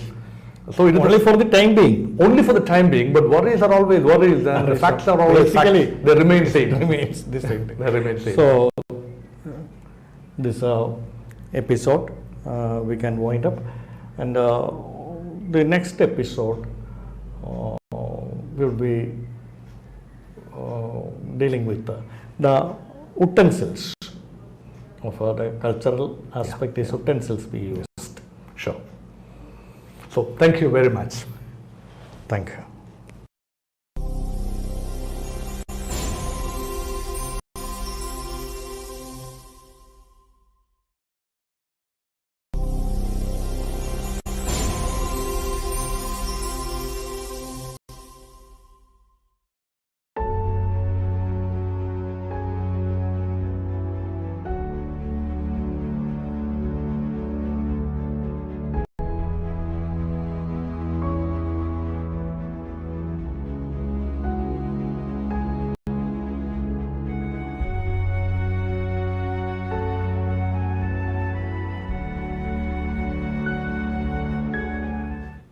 Welcome to Comrade Media's cultural program, In Pursuit of Roots. Now, let us see the 23rd episode of the cultural program. During the last two episodes, we were discussing the various dress styles of the ancient Kerala or ancient Tamilagam also. Sir mentioned that mostly the scanty use of clothes were compensated by abundance of ornaments. So now we are dealing with the ornaments of ancient Kerala, the ornaments worn by ancient Keralites. The ornaments, when we say, all the people, even from the ancient times, have been showing a craze about ornaments of all kinds. Sir, what kinds of ornaments the people ancient times wore, and which materials they used? Olden days, we mean Sankham era, 2000 years ago. You're right, people were crazy about ornaments as much as they're crazy now. When we say ornaments, when we look at ornaments from the present day perspective, it is gold and silver that comes to our mind. But those days, so many exotic materials, so inexpensive materials, natural materials were available for making ornaments. We don't classify them as ornaments now. For example, flowers. Anything made of flower is hardly ever considered as an ornament now.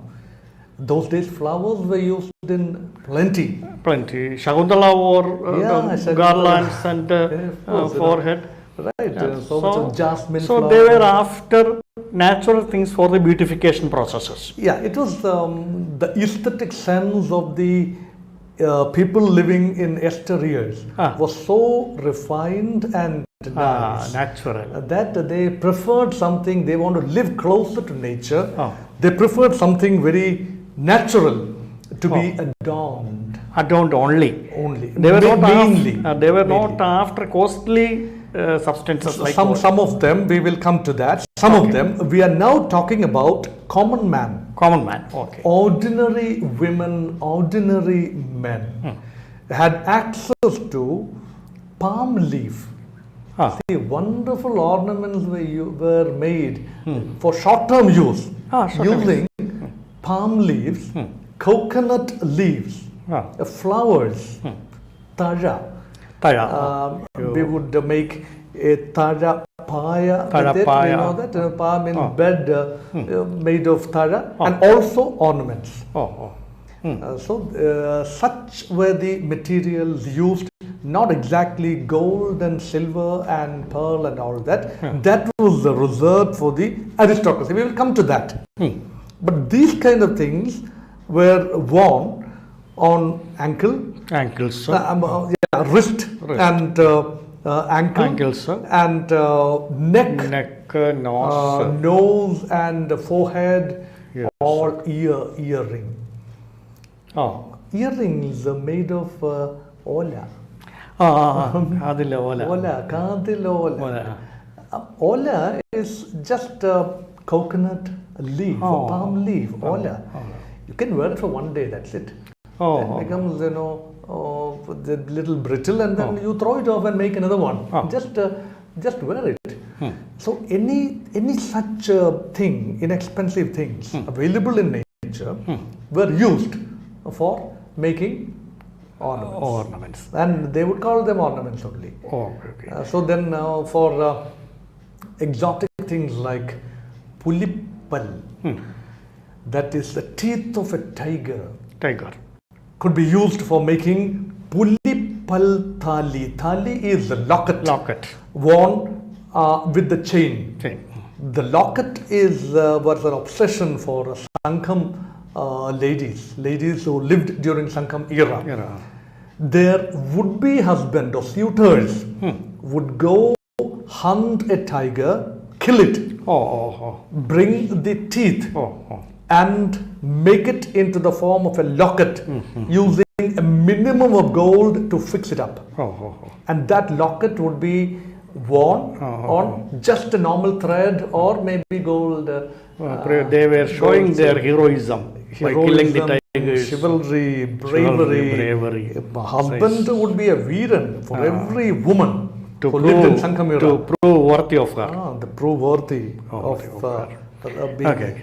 And would like to know how and when gold acquired this kind of significance. Gold were always highly sought after.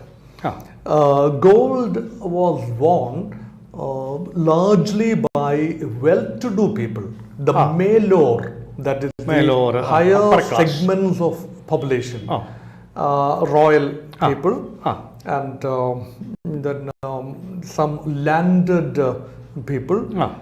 Udama Vargam, they say, landed class, aristocracy, they had access to gold. So they wore ornaments. Every ornament worn on neck or ear or studs on the nose or there's a chutti on the forehead or chain on the neck and bangle. Gold bangles. Golden bangles, the golden tala. Anklets are called tala. Chilambu Kadi Nomba, we were mentioning about Chilambu Kadi Nomba in another episode. When it was when a girl is about to get married, she would remove the old anklet and wear a new one. So that is sometimes silver or gold. Either silver or gold. The royal ornaments were mostly of gold. Royal ornaments are mostly gold and precious stones. Other costly materials like pearls. Pearls were used. Pearls, diamonds, beryl, and topaz, and emerald, and jade, sapphires, all these precious stones with the different colors and shining and carat. Along with the gold. Some of them were available in near the Kolar gold mines in Karnataka, present-day Karnataka. So that was southern Karnataka, was a part of ancient Tamilnadu. So these precious stones would come from there. Present-day Tamil Nadu, not exactly present-day Kerala, present-day Tamil Nadu and present-day southern Karnataka. These precious metal would come. Two sources of pearl happen to be Kaveri Pumpattanam, that is the Chola capital, and also Muchiri Pattanam, that is closer to the Chera capital of Vanchi in near Kodungalur. So Periyar, as we have in another episode, we were mentioning about Periyar being known as Churniyar. The name Periyar came late. It was originally called Churniyar. Churni means a pearl, known as very expensive pearl, known as Chaurneyam, grown in such areas. A river where pearl cultivation, Chaurneyam pearl cultivation happens, is called Churniyar. So, the corals and pearls were same? Corals are different, pearls are different. Pearls, there's tabbed in, it's all some small particle trapped in seashell or some kind of shell, grow into pearl. It takes eons for making a pearl. And the pearl, original pearl, it's not the imitation thing, original, those days, no imitation thing, original pearl, was so rare and so expensive. Not all places could rear pearl on a cultivation basis. Natural pearls are different, cultivating pearls are different. So those two areas in Chola land, that is Chola Pattanam, Kaveri Pumpattanam, and Chera land, Muchuri Pattanam. These two were the centers where pearl was available in plenty, and pearl, instead of wearing in Chera land, they would export. It will fetch huge profit. Oh. Pearl trade. Pearl trade. Okay. Roman emperors, empresses, including Cleopatra, From ancient is said to believed to have worn pearl and also consumed pearl as an eatable. They would break the pearl and then make it into paste and add it with some liquor and drink it. So pearl, they use it as aphrodisiac. So Aphrodites.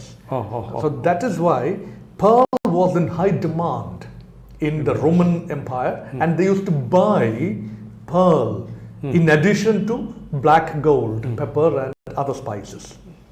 So pearl was exported. It was worn also here. So actually, what were the main sources of gold in those days? We did not have much of a Karnataka mine. Of course, we were not doing mining. The Sankham literature does not give a clear hint about mining available in Tamil Nadu. But the gold would come otherwise as the price, as money in exchange of commodities traded with Rome. See, that from you the Arab mentioned world, in another episode. in the Arab world, the traders would be bringing gold in the form of Roman coins called sesterce or Roman dinar, all made of gold. Of course, silver also is there, golden coins and silver coins, and gold has an intrinsic value. And these coins were given as price For spices. spices, especially for pepper. Black gold. Black gold pepper. Pepper prices, as we know, is decided by Kutuvan. It was explained. Once the gold is procured or gold is saved or received in Chera land, it gets distributed among big time merchants and their lady folk, and from them to other people who could afford gold. And they will preserve gold for ornament purpose. They will just pierce the gold and put a hole and use it as a locket. The coins bearing the bust of Caesar, Roman Caesars, would be adorning as the locket of ladies. And also men. Also even kings. They may disfigure, they may sometimes chisel up or melt it into ornaments. Melt it and make fresh ornaments or wear it just like that. That was as locket. And along with that, we were talking about thali. Right? Thali. We had Aimpada thali, Nagapada thali, all lockets. Puli pal thali and Pultali Kutam. That is the number of small thalis together as a bunch of things. That is also considered as a locket. So these are all extremely precious, things involving gold also. Thali making involve gold. A puli thali is semi-gold. It is gold, partially gold, two teeth. Frame the teeth. Two teeth of on either side, and also that teeth in reverse, in the reverse order, which is tied with gold or gold strings or whatever, and worn as a thali. The same thing about ivory also. Same thing happens with ivory also. Some ornaments were made of ivory. That is white. The color contrast is there. The ivory color and gold. The color contrast is there. Just like the dressing code, did there exist any segregation, or all people were allowed to wear ornaments the same type, the same amount? Not exactly during the Sankham period. Sankham era was characterized by a kind of social egalitarianism, distributive culture, and of course there were Melor and Kiror, but nobody was actually forcefully segregated. But the lower strata did not have enough resources to purchase gold, therefore they refrained from wearing gold.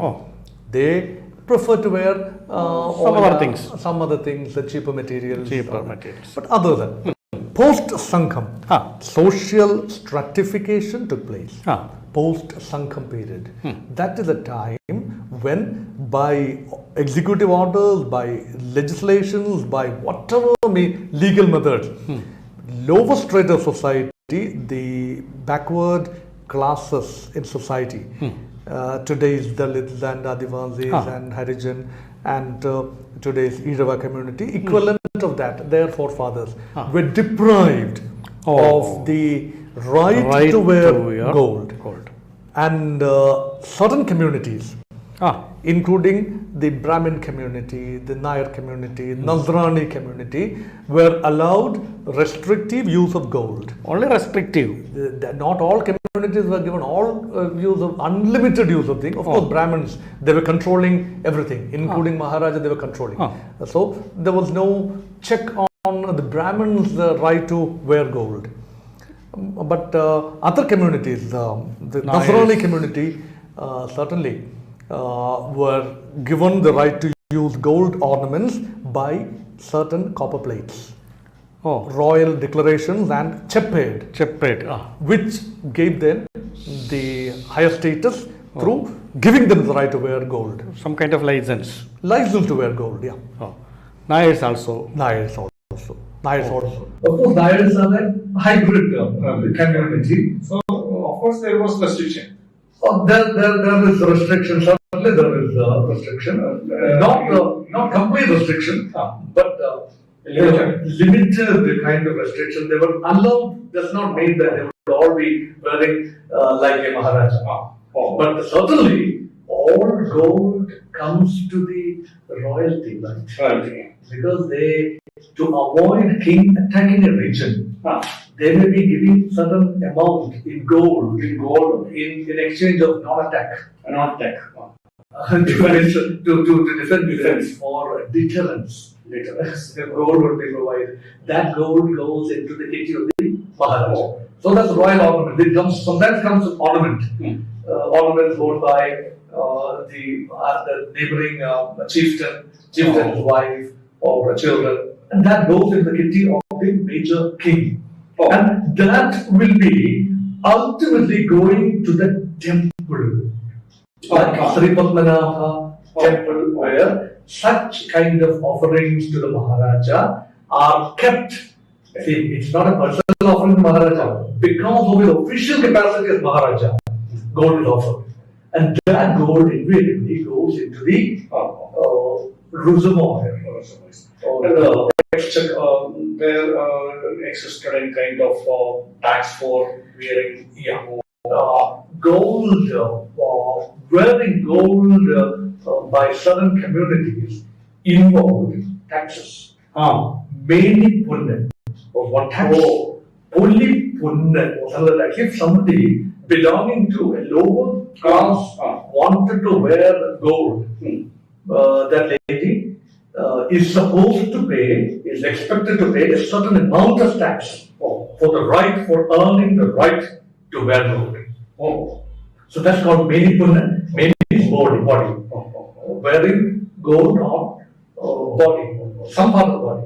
And Puli Punna, Meni Punna are all taxes collected during post-Sangham period. That's how the 8th century onwards. What about the hoarding and storing of the gold ornaments and articles of those days? Maharaja, of course. Sri Padmanabha temple is the repertoire of gold that occurred over a long period of time, centuries. The Marthanda Varmas from time one after the other was getting gold from several sources. For others, for enemies, for invaders, preventing invaders to take away gold. The safest abode, the safest place where gold could be kept would be the cellars of the temples. That incidentally happened to be a kind of exchequer.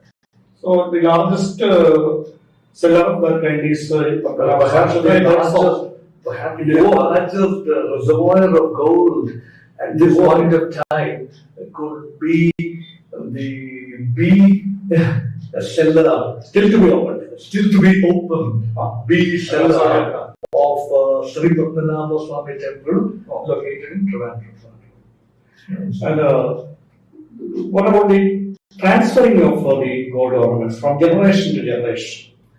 Yes, gold gets transferred. This is gold, the value of gold remains always high. So gold is a kind of asset to be transferred from parents to children and grandchildren, generations to generations. Normally it happens at the time of marriage. That is how the marriages become very important. Marriage is a time when the transferring of the gold, transferring of the gold of the mother, or the family's gold, a portion of it, to the girl child who is getting married. Say 101 sovereigns of gold was a standard thing. Even now, it is a standard thing. So that kind of that is how the dowry system also comes.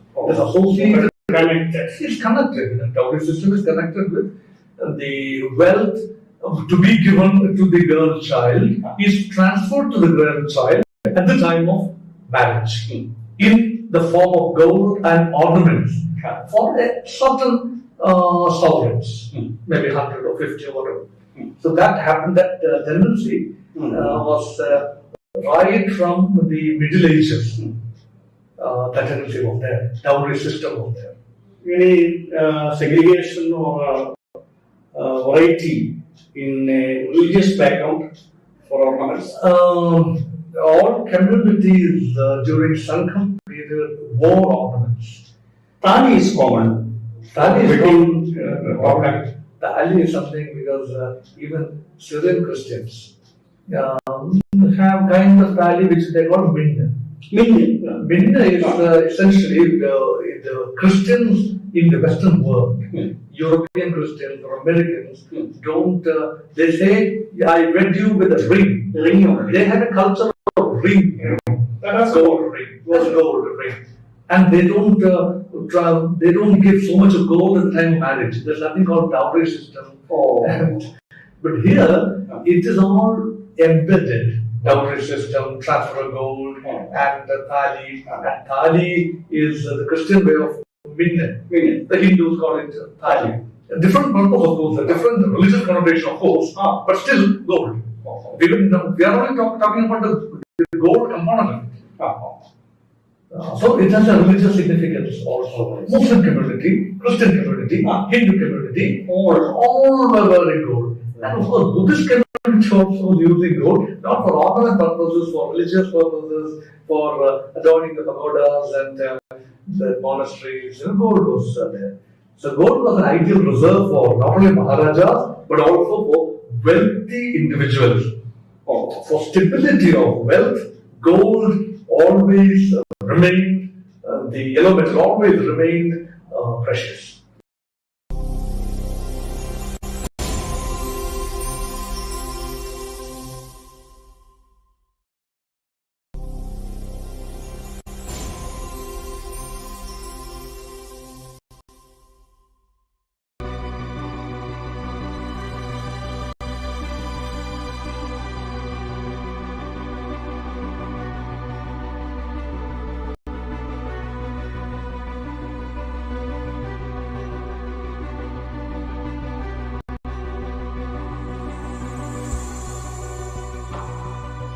Party welcome to Comrade Media's cultural program in pursuit of roots.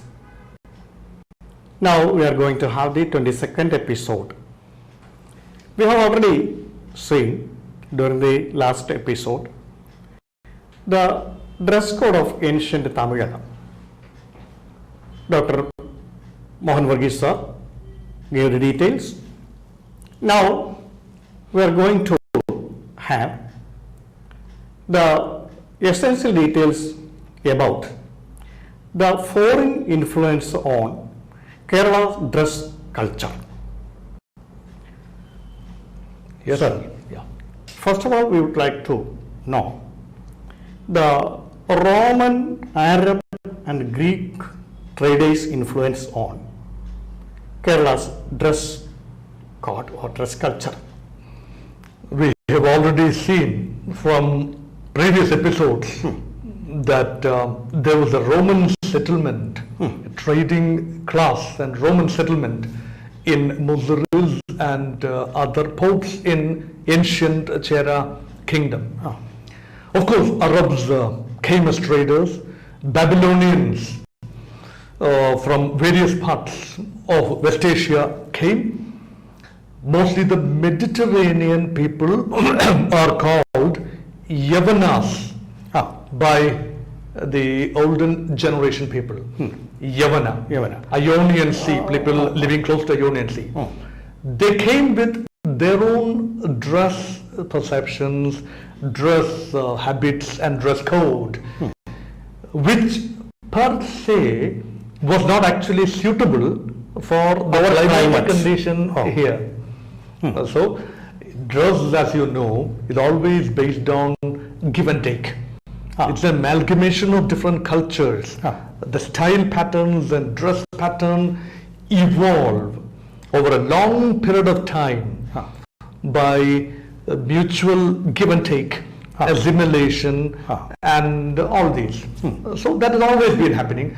So therefore, naturally, the Roman, Arab and North African influences should have been ideally there in the dressing pattern in Malankara, that is Malabar, that is Chera region.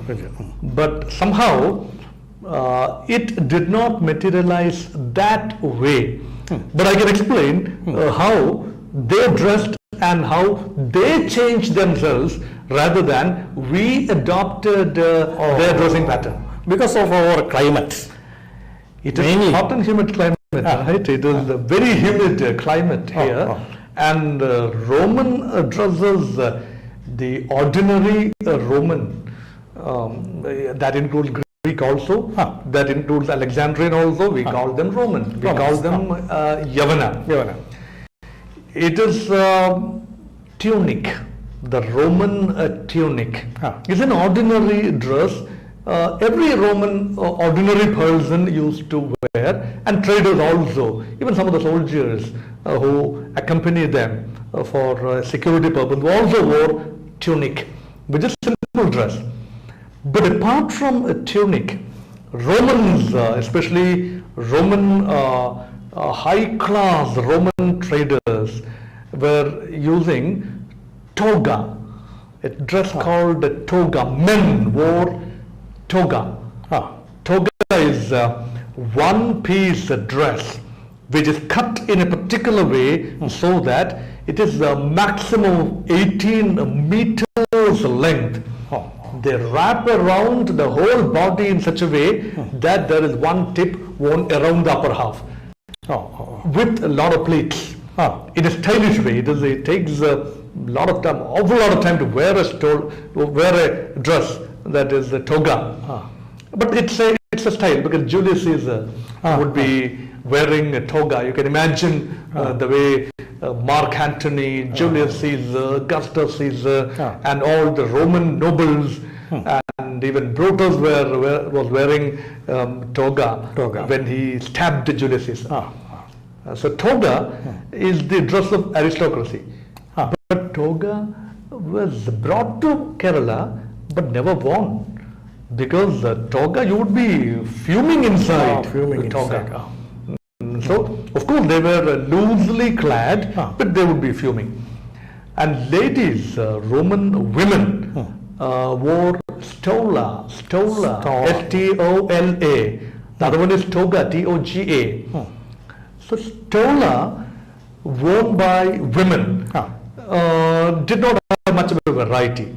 Toga had many varieties, because men were seen in public, and they would go places and they make a statement in life using toga. But stola generally is single colored, a simple dress that again is sleeveless piece.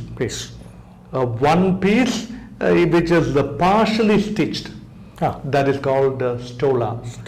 ideal shape of stola is seen in the Statue of Liberty. Statue. Statue of Liberty in New York. Best Holding a example. fire, yeah. Stola. Best example of stola. So this is the Roman dress, and they were invariably, for a Roman, sandals were a part of the dress. They would wear it inside also. Oh. And shoe, half covered shoe with some strings and all that, not fully covered, half covered with strings all around the leg and ankle would be kind of sandal. You can't call it shoe, but even fighters were using the Greek epic fighting class also were wearing that kind of shoe. That is the Roman shoe. But here, once the Roman traders come here, within a week's time, they will also switch over to the dress worn by Chera people. Chera people. Original. Especially the royal and aristocratic. Everybody would be wearing one loin cloth, simple dress, just over the waist. The length differs. So our climate compelled them to get rid of their style. Yeah, they were using Roman traders would be using sleeveless stola-like dress for men also, not women. Men. Women hardly ever come. Women hardly come because traders predominantly they were all men. Not exactly women. So some of them stay back. Not huge numbers. Some of them stay back, and they were spotted predominantly on ports of Muchiripattanam and Bokkare and all that. What kind of clothes worn by the royalty or the royal people of especially post Sangham period? Sangham period and post Sangham period, there is hardly any change in the dressing pattern of the royalty. That continued almost up to the 20th century beginning, when royal establishments were completely uprooted and the republic came into being, and independence, we gained independence. But royals always wore a dhoti like single piece worn with an arakkacha. Kacha murukuga, they say. When they go for war, they have a pleated thing with nyori that is fold and pleats and worn it around the leg to give it a stable feel. And on the waist, they have a tight knot with a flowing tape. But other occasions, they were simply loosely wearing a simple white cloth. They call it munda. Small ones are called kurianda. Kuriya munda, that is kurianda. And long thing is called munda. That is also single munda, not two clothes kept together, not the double munda, single munda, made certainly of cotton, ordinary cotton, white. And about the dress code of the Brahmins, anything specialty for them? Because they were not originally they never originally belonged to, they are not natives of Kerala or Chera or Pandya kingdom. They came from other parts of India. North India.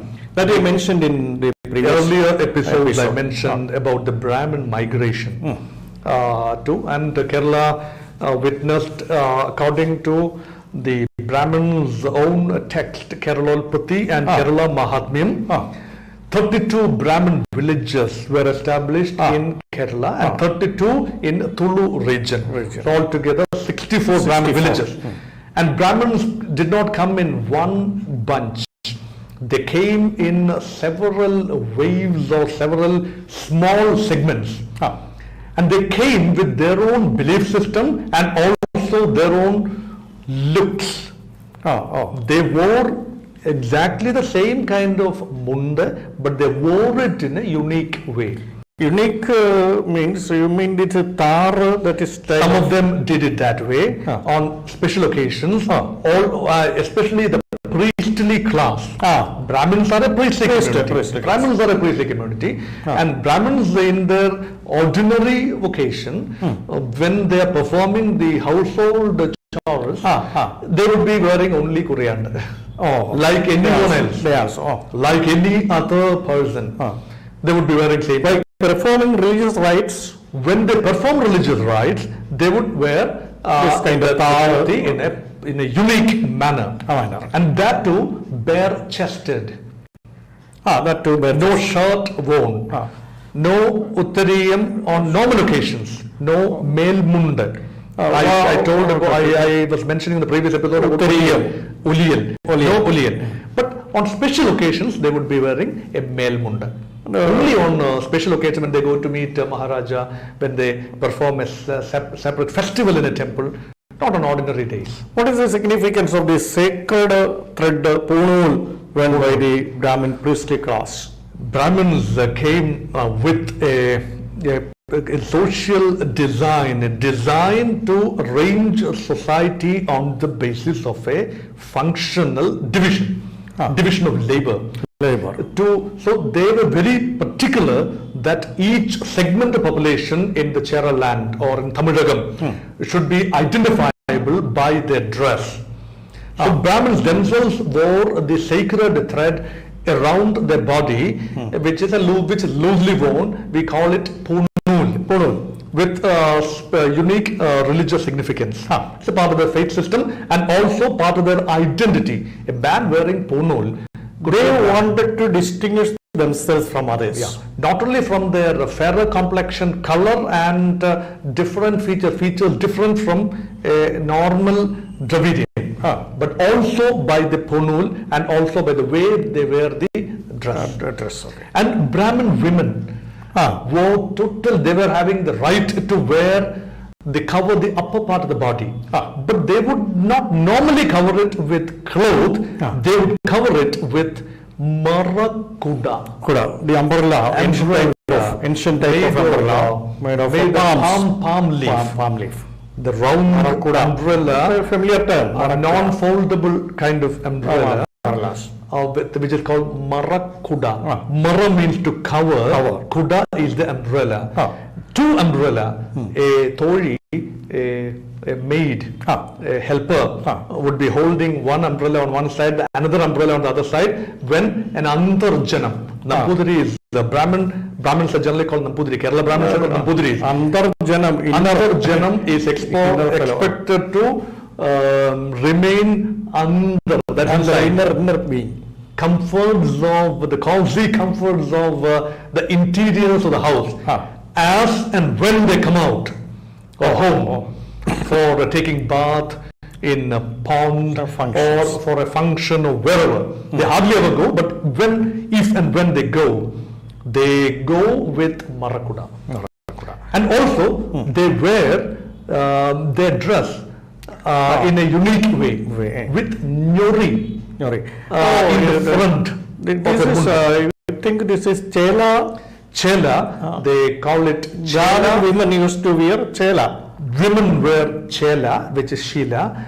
Sheila is smaller, but chela is proper chela. Chela, it just means cloth. Worn in a unique manner, which is pleated. They arrange the pleats in such a way that, like a fan, like a vishari or fan, they wear it in the front to make them appear in a more presentable way. While the Syrian Christians wear that pleat in the back side as a tail. Chatta munda and back type. This is a pleat on the front, in the front, for a Nambudiri woman. That is the so now we came to the Christians. So, but remember, Nampudiris were not present during Sangham period. The so-called Antanas, they were not exactly Nampudiris. They were not exactly Brahmins. They are. It's still an enigma who exactly were the Antanas mentioned in the Sangham literature. But Nampudiris and Brahmins came only after 7th, 8th, 9th century, and they became the top people in the social hierarchy by 10th, 11th, 12th centuries AD. What about the Christian dress style, Nasrani dress style of that period? Nasranis in the Middle Ages, that is the said period of after the Brahmins came, they tried to copy a lot of Brahmin traits. So the pleated thing went behind, even then the pleated thing existed. Exactly. Nasrani men wore just coriander like any other people. But women were given special right through cheped, that is through copper plates, and the special rights given to Thomman, the trader, Kanai Thomman the trader, arguably in the year 345 AD, and later by Tarashapalli Cheped, the copper plates of Tarashapalli given to Sabur Isho, the Persian bishop come trader who set up a church in Kollam. They were given cheped, which is certain titles, certain rights, certain honors, certain privileges, 72 privileges in all, including the right to wear umbrella. The right, we might think that what is it, the right to wear umbrella, right to hold an umbrella, but those days every segment did not have the right to hold an umbrella.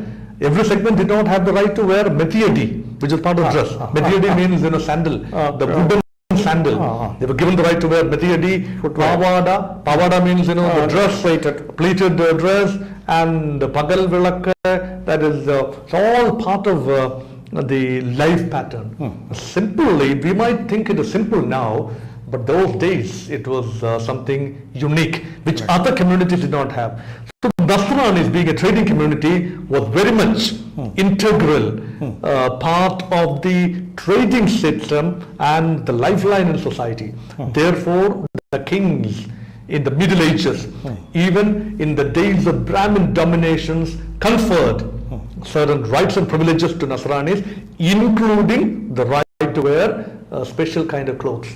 And that is how Nasranis started wearing chatta, the top. The women, Nasrani women, had the right to cover their upper part of the body, bosom. And the chatta is originally a Buddhist dress. Buddhists were covering their, the ladies used to cover their body with white dress. They were exclusively using white dress, which Nazrani women inherited or even copied.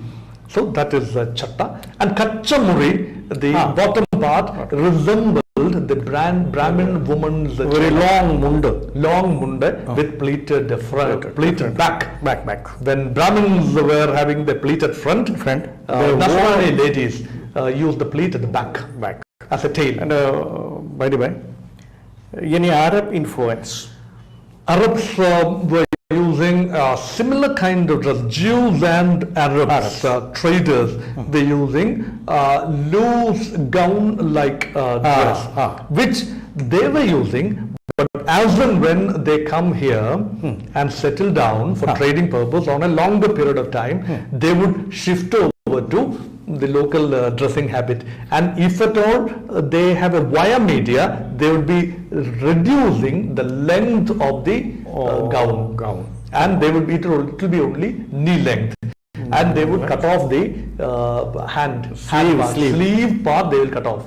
They would go by simple sleeveless dress which reach only the knee length. What about this, our loha of the Nasrani priests? Loha is a Babylonian, Mesopotamian, Persian influence. The headgear for the priest and the Muslims, the religious, the cross worn by the metropolitans and bishops, were all Persian and Nestorian influences that came at a later period. Originally, Nasrani chieftains, come bishop, was called the Mupan. Malankara movement wore only coriander and maybe sword he would be holding, because he had military powers as a community. He was commander-in-chief of the Nazrani army also, and the army people report to him. Therefore, he had right to kill. They would be holding a sword, part of the dress, of course, then ceremonial part. And Nazranis were normally, even when they go to church, they would be holding a sword or spear, or they keep it in a side room when they go and pray and take the weapon and go back. To fight the wild animals, jungle, to fight Another wild significant animals. aspect I want to hear is the women of the lower section were not allowed to cover their bosom, and they conducted several strikes for getting that right. And even such women who wore dress over the bosom were taxed, or they were penalized. We want to get the details of that. Certainly, women originally during Sangam period, women never bothered about their dress as such. They expressed themselves beautifully through being poets and bards and skilled workers, and express themselves. They were not very much conscious about the body as such. Although the physical fitness was very much a zing thing even those days, they were not unduly perturbed about their physical features. It was even men. They were Veerans, were brave men known for chivalry and bravery, but not exactly the physical look that is manifest through unique kind of dressing habits. Never. So ladies wore practically nothing on top. That included Maharani. That include Maharani could wear anything. Even it could cover the upper part of the body, but they normally did not. See, until 19th, 17th, 18th, 19th centuries, this particular, on special occasions when foreigners come, on courtiers, they appear in court, they may be having just a small loose cloth worn on the shoulder which would cover essential parts of the human anatomy. That is all. But never a rauka or a blouse or a brassiere, nothing. But the women considered the body as the body of the mother, the cult of Amma, Devi, Bhagavati, which revered the virtues of the human bosom, was the order of the day. It was the symbol of fertility, virility and everything, rather than objectionable parts to be covered or anything. So they expressed themselves with their physical attributes and prowess. And